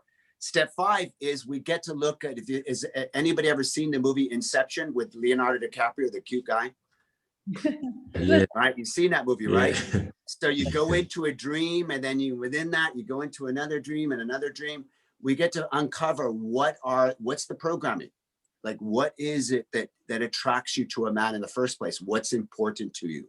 So step 5 would be essentially us supporting you. You could do this on your own too, in a way, is to write out a list of what's important to you, what drives your behavior, what drives your decision-making in the context of relationships. And then step 6 is healing, removing negative emotions, limiting beliefs. Step 7 is removing conflicts. Some people, they want to be in a relationship while another part of them wants to be single. Like, I kind of want a relationship, but if it's going to be like that, I'd rather be single. I kind of want to be single, but now I'm feeling lonely and I wish I was in a relationship. So it's like there's incongruent values when it comes to a relationship. And a lot of these things that I'm sharing is what I spent my whole life with, these blind spots, right? I was I have 2 sons by an incredible woman. That relationship didn't work out because I attracted her from a place of all my own insecurities. So of course, then it just became this relationship that was, we had 2 amazing sons and we're great friends today. but I wasn't ready because I myself hadn't even got close to step into my prince, let alone my king, to even attract my queen. And so, you know, I was looking at her as all of these qualities that I admired in her because I didn't believe I had any of those qualities. So that's why the relationship didn't work out, because we couldn't, you know, after a while, we just grew apart. So once we remove the conflicts between I want to be in a relationship, I want to be single, then what we look to do is to create the ideal values. See, all of us know, who knows of a happy couple, like a relationship that's really happy. They're in love, they love each other, they're happy. If you look at and ask them what's important to them, and you interview them and see what are the values, what are things that are important to that couple, and then you look at your list that we uncover what was actually on your list, you start to see there's a gap. And sometimes we do relationship coaching and commitment. It's like in his values, all of these great things, but commitment is nowhere in his value system, or communication or something like that. Or what would be a typically thing that you have seen with intimacy? Intimacy. They say, oh, we're so close to each other, and yet zero intimacy. They have sex every day without intimacy. Yeah. We see that a lot. The sex is great, but there's something off. Yes, there's no intimacy. So there's things that, you know, there's relationships that are successful that we, as we're in search for that relationship, we're not coming from that place. And then finally, what we do is we help create your future. So creating your future is like, hey, you know, right now we're coaching a lady who she's been single for about 15 years. And she's like, Kaya, I've just given up. I've given up on all men. I've given up on this world. I'm just so sad I mean, she's got full blown, you know, anxiety, and like, she's successful. She's a powerhouse, but just in this one area around men, she's got all of this fear and this lack of trust, which all came from her dad, right? All come from the relationship that her dad was, you know, very, abusive to her when she was a girl. And so she's got these issues. And so the idea of even setting an intention of, you're single, you're going to meet someone in the next whatever, and you're going to be married to that person in a year. Even that was so much fear. And then, you know, we understand the psychology of that. If we have that looking at our future fear, or that we believe that in the future we're not going to have our mate, then that's just that's the frequency we send out. And the last step is let go of need. And there's a you know, we have a coach called Paul as well that works with us, and he says, you know, you want to fulfill your needs. So there's two ways of looking at needs, right? There's needs, and they're good, and here are my needs, and here's your needs, and let's meet each other's needs. Great. And there's another philosophy on that, which is if you look neediness. Yeah, neediness is different. So let go of neediness and choose want. Let go of neediness and choose want. So we have an event coming up on. Yes, February 28th at 12 noon to 4 p.m. Pacific Standard Time. It's called Building Empires Through Intimacy. And we don't mean building empires as business, or it could be a potential business, right? But building empires, like I see Kaya, I see him as a full-blown empire. For me, this is my kingdom right here. This precious thing. And I'm sure if we were to mirror match each other, I'm sure he sees me as his kingdom. The queendom. The queendom. So we speak dude in the seminar, and we also speak dudess. So for singles and for couples, we have an open conversation about intimacy, sex. Yes, sex. Nobody wants to talk about sex, even though at our age, it's kind of like, oh, you know, I don't want to share. No, I do share. Do share what do you want in your intimacy. Do share under the sheets. What's really popping for you? What really is are you looking for in the intimacy? And so that's 12 noon? Yes. 12 noon, February 28th. Yes. from 12 to 4 p.m. Pacific Standard Time. It's going to be a live just like this with an incredible superstar, Paul Sterling. He's been in an intimate arena for about 25 years with relationships, and he is one of our coaches. So Kai and I will still get coach because we're still learning about life and about each other. Yeah, we're here to give and to learn. If you ladies would like, we can share a code on here for you that you can to put your phone to, and you can gather some information about the event. Give me, can I share a screen real quick? Sure, while you do that, and then also we are going to, it's in the magazine. Everybody will receive a copy of the magazine, still be right there as well. So watch out for that. Another thing you mentioned, Pat Allen, and it's funny because Pat Allen used to host our Valentine's Day, for 6 years. Yes, I know. Is that where you met her? I mean, she used to host our every Valentine's Day for years. And I just didn't even reach out to her this year because I didn't even know she was older, if she was still around. Another thing that, I want to share is that while I'm doing that, I made you co-host, so get ready to share. Okay. A lot of us, especially now through COVID, they say, how am I going to meet somebody? And you can meet someone online, and that can be kind of scary. But I want to share a brief one line with my friend Anna Jackson, because both of us had this conversation maybe not too long ago, Anna, about no online, no whatever, we're too old, we're too this and that. And just kind of share your experience, because you've also had, you're unmuted? Yeah, you're unmuted. Unmute. And just share again in one paragraph while he's getting the screen up, what your experience has been. Still muted. Okay, hold on a second. I'm mute. You're still muted, honey. Hold on. Unmute. Let's see. Okay. Can you hear me? Yes, yes. While they're getting the screen up, like Kaya and Okay. Veronica, screen up. Yes. Because we had this conversation, so quickly share. I was married 43 years. Coming out of this, I'm a divorcee. I'm sorry, not a divorcee, a widow, I'm sorry. After 43 years of marriage, and going into dating was kind of scary for me. I didn't know what to expect, but I knew that if I got into a relationship, I want to get into a relationship where there's no games, that I can be free to speak to someone in an honest relationship. I guess that's what we all look for.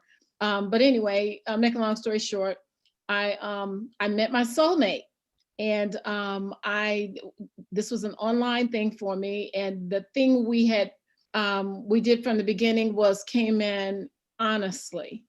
Just honesty was very important to me, to come in and to talk about the things that I didn't want to waste my time with. In other words, with the gentleman that I met, I basically stated right out in the front, I don't want to waste your time. I don't want to waste mine. I'm looking for friends. I wasn't looking for a relationship, but even in looking for a friend, I had a list of things that I was looking for, and because of the fact I've been married for so many years, I knew what I didn't want. I knew what I did want. I wanted somebody that was that loved music, that loved to dance, that loved to travel, that I could align my theories and my values with, someone that we could talk, and all I can say, God sent me my soulmate. And when I say that we connect because of the fact we communicate. I never ever thought I would ever do online dating. That's something that I laughed at one time, because it was like, oh no, that means that you can't find a guy. But all I can tell you is, going through online dating, this experience has totally opened my mind. And I feel that going into a relationship and being able to share those ideas, sharing your theories, sharing your values, sharing your love, and being open to it. And it's just like, is it Kaya stated? Yes. When you're in the relationship, being a gift to each other, or being able to just be there for each other. I mean, I think you guys are great. You guys are really great. But I have, we've been dating for about 6 months now, and we feel day as we did from day one. And it was because of the fact we were just open. There were no games. I wasn't in for games, you know, but the thing about be free to speak our mind and to, you know, he sends me a song every day. You know, to me, like a bouquet of flowers, something beautiful. I mean, just, and I do the same for him. You know, I think Kaya said something else about praising him and not being afraid to talk to him and tell him. That was one thing that he told me, was that I appreciate the fact that you now didn't do before, you know, and it's from learning who you are and learning who you were. But the things I do now, and he also, you know, because we had some years because of those lives that we lived and things you didn't know before. So now if I'm angry or something like that, I'll stop and I'll think about it for a minute. I can't remember which one of you guys said that, but it was about meditating on what will my answer be now? What would my answer have been before? You know, before I might have, you know, hit the ceiling, or, you know, some things that just weren't even worth it. You know, things that we get argument about, or that you may argue about, or you may think that means something, means nothing. The only thing that means something is love. And that, to tell you the truth, I have never, just from opening myself up to the possibility of love and using that to benchmark whether, you know, this conversation even worth an argument? Is it worth me saying something? Or is it going to bring happiness? If it's not bringing happiness to what I'm doing right now, you know, and I have accumulated a lot. My life has, you know, in my previous life, you know, I've built a lot. And then the thought was, do I look for something from him? Do I need something from him? And the thing is, I really don't need anything. I'm thanking God that God put me in a position to be with someone that can love me for who I am, and I can love them for who they are, no matter what you bring to the table, as long as we can bring the love to each other and we can respect each other in that motion. Okay, thank you. That one, that's a nice one line, one long. I'm sorry. I just give you a hard time. Isn't it? Somebody asked you what me. Let go of the knee. That you met, and it was Black People Meet is what you were on, right? Yeah, I use Bumble, she used Black People Meet, and so forth. Okay, so Kaya, close it out with you and Veronica. Thank you, my dear. I'm on the Zoom. Let me call you right back, okay? Okay, so good. All right, so I think we're ready to share. Desiree, that was my amazing son. Great. So thank you so much for your share, Anna.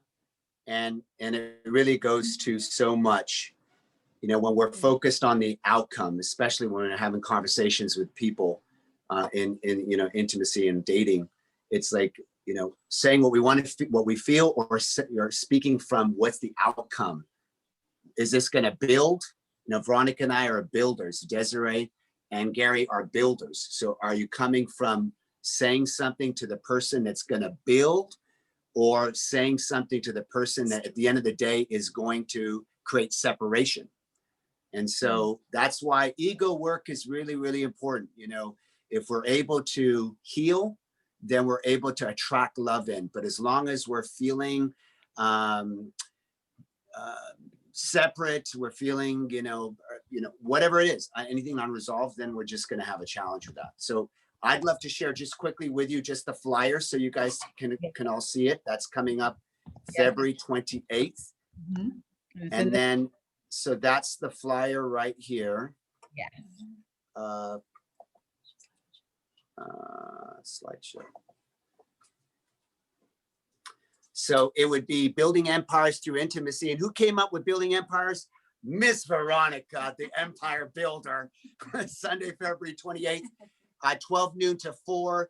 Paul Sterling is incredible. He's got videos online with over 6 million views. He's going to be leading this. We're going to be supporting him in this journey. And the value is $9.97. Their tickets are only for $97, limited seats. And then if you're interested, here is the code. If you put your phone up there, you can just get all the information on it, the website and all that. I'll see if mine does it. hold your phone up to it. As a photo, or do you put it as a video, or you just put your phone up there? You put your camera up there like you're taking a picture. Okay. And then you hold your phone steady and it will literally pull up the link for you immediately. So you just take your phone as if it's a camera and you're facing the camera as if you're going to take a photograph it, and then the link should populate on there. And if you have any challenge with that, what we can do is post in the chat the link too. And we get to spend an incredible 4 hours on a Sunday, the three of us. So Kaya, Paul, myself, we're going to be there supporting all of you guys and ladies. So dudes and dudettes, please show up. And here's what we truly believe. We truly believe that just like Desiree, just like Veronica, myself, just like people that you know, that if we set the intention, get out of our own way, this is going to come to you easily. It's not supposed to be difficult. If we're spinning our wheels, then that means that there's something that we're doing or unconsciously we don't even know we're doing that's not working. And we get to get that out of the way so that we can attract love, because that's all what we all truly deserve. It is. And I think that we can. And sometimes we don't have all the tools. Just like, again, if you didn't have the recipe to make a chocolate cake, it's not going to come out like a perfect chocolate cake. So maybe if you don't have all the tools to create, manifest, or maintain a beautiful relationship that you desire, then maybe you don't have all the tools. Simply go to where you have the tools. And it is possible. And you know, we all deserve it, all want it, and we do. So I want to thank you for sharing. Thank you. And definitely would like to bring back Brian McGran, because we're going to have a nice candid conversation with everybody. Oh, we're doing more? All right. No, so in closing, I would like one last closing line from Brian Redden and Brian McGran, and then one closing line from Kaya and Veronica, and then one closing line for myself, just to close us out. Brian Redden had to go, so he's not here anymore. Okay, all right, so we got that closing line from him then. Okay, so I know there's time. So my closing thoughts, I remember there was an article in the Washington Post, I don't know, 10, 15 years ago, and it was about the odds of finding the right person. And they basically said to do was seriously, and this applies more in your teens and 20s, but seriously date 3 people and then marry the next person that's better than all 3 of them. And I kind of had this in my head. And then like, as Kaya talked, it was like, I can't tell you how to quantify like what's better than all 3 of those, but they kind of like, he kind of laid that out of, you know, so it's subjective. But I think, you know, especially if you're, you know, I'm well past seriously dating 3 people. I think most of us probably are. You know, I think it's part of it is looking back, using that past experience to say, well, this is what I want. This is what I don't want. You know, and being okay putting yourself out there to look for it, you know, and go, where do I find it? Where do these people hang out? You know, I know there's a lot of talk of, you know, people online dating and what works for you. There's a site called Date Working that one of my friends runs. That's basically like gives you advice on like where to go, you know, hey, this is my situation. Where do I need to be hanging out? You know, and it's not, you know, the virtual version of, you know, the nightclub with a bunch of underage kids is not where you want to be hanging out if you're looking to meet people in their 40s and 50s. So I think that would be my parting advice, would be open-minded, be optimistic, use your experience to this point to figure out what you want. And then when you find it, you know, do your best to get it. You know, I think that's part of what you see too, or these windows, at least I've started to see with my friends, is friends that were already married and then they're single and they don't stay on the market long. You know, once they're available, and I think you need to be kind of, you know, ear to the ground of, you know, let's, you know, without being too aggressive, obviously respecting their past relationships. But when those opportunities come along, be kind of ready to even put yourself out there a little bit. Say, hey, you know, I always liked you. You know, let's see if this works. You know, so open-minded, optimistic. Thank you. And so Kaya and Veronica, one line, because we're going to be able to close this out. Yes. So one line is to stay true to your heart, be highly courageous, show up to the arena with no armor, and be ready to love with everything you have. Oh, thank you. Thank you. And I want to give a really, really big round of applause and hugs to Dawn and Bernard, who's hung in their way overtime with us. We usually never go overtime, but we just felt this is our gift to you today. So thank you, thank you, thank you, Dawn. Let's give her a round of applause, a rah-rah, for keeping this together. And Bernard, wherever Bernard may be, he's still here somewhere. Thank you, thank you. And thank you, ladies, and hopefully that you go out there and now this, this rock the world, rock it, just rock it. You deserve it. You've earned it, and it will happen for you. So thank you. Have a beautiful Valentine's Day.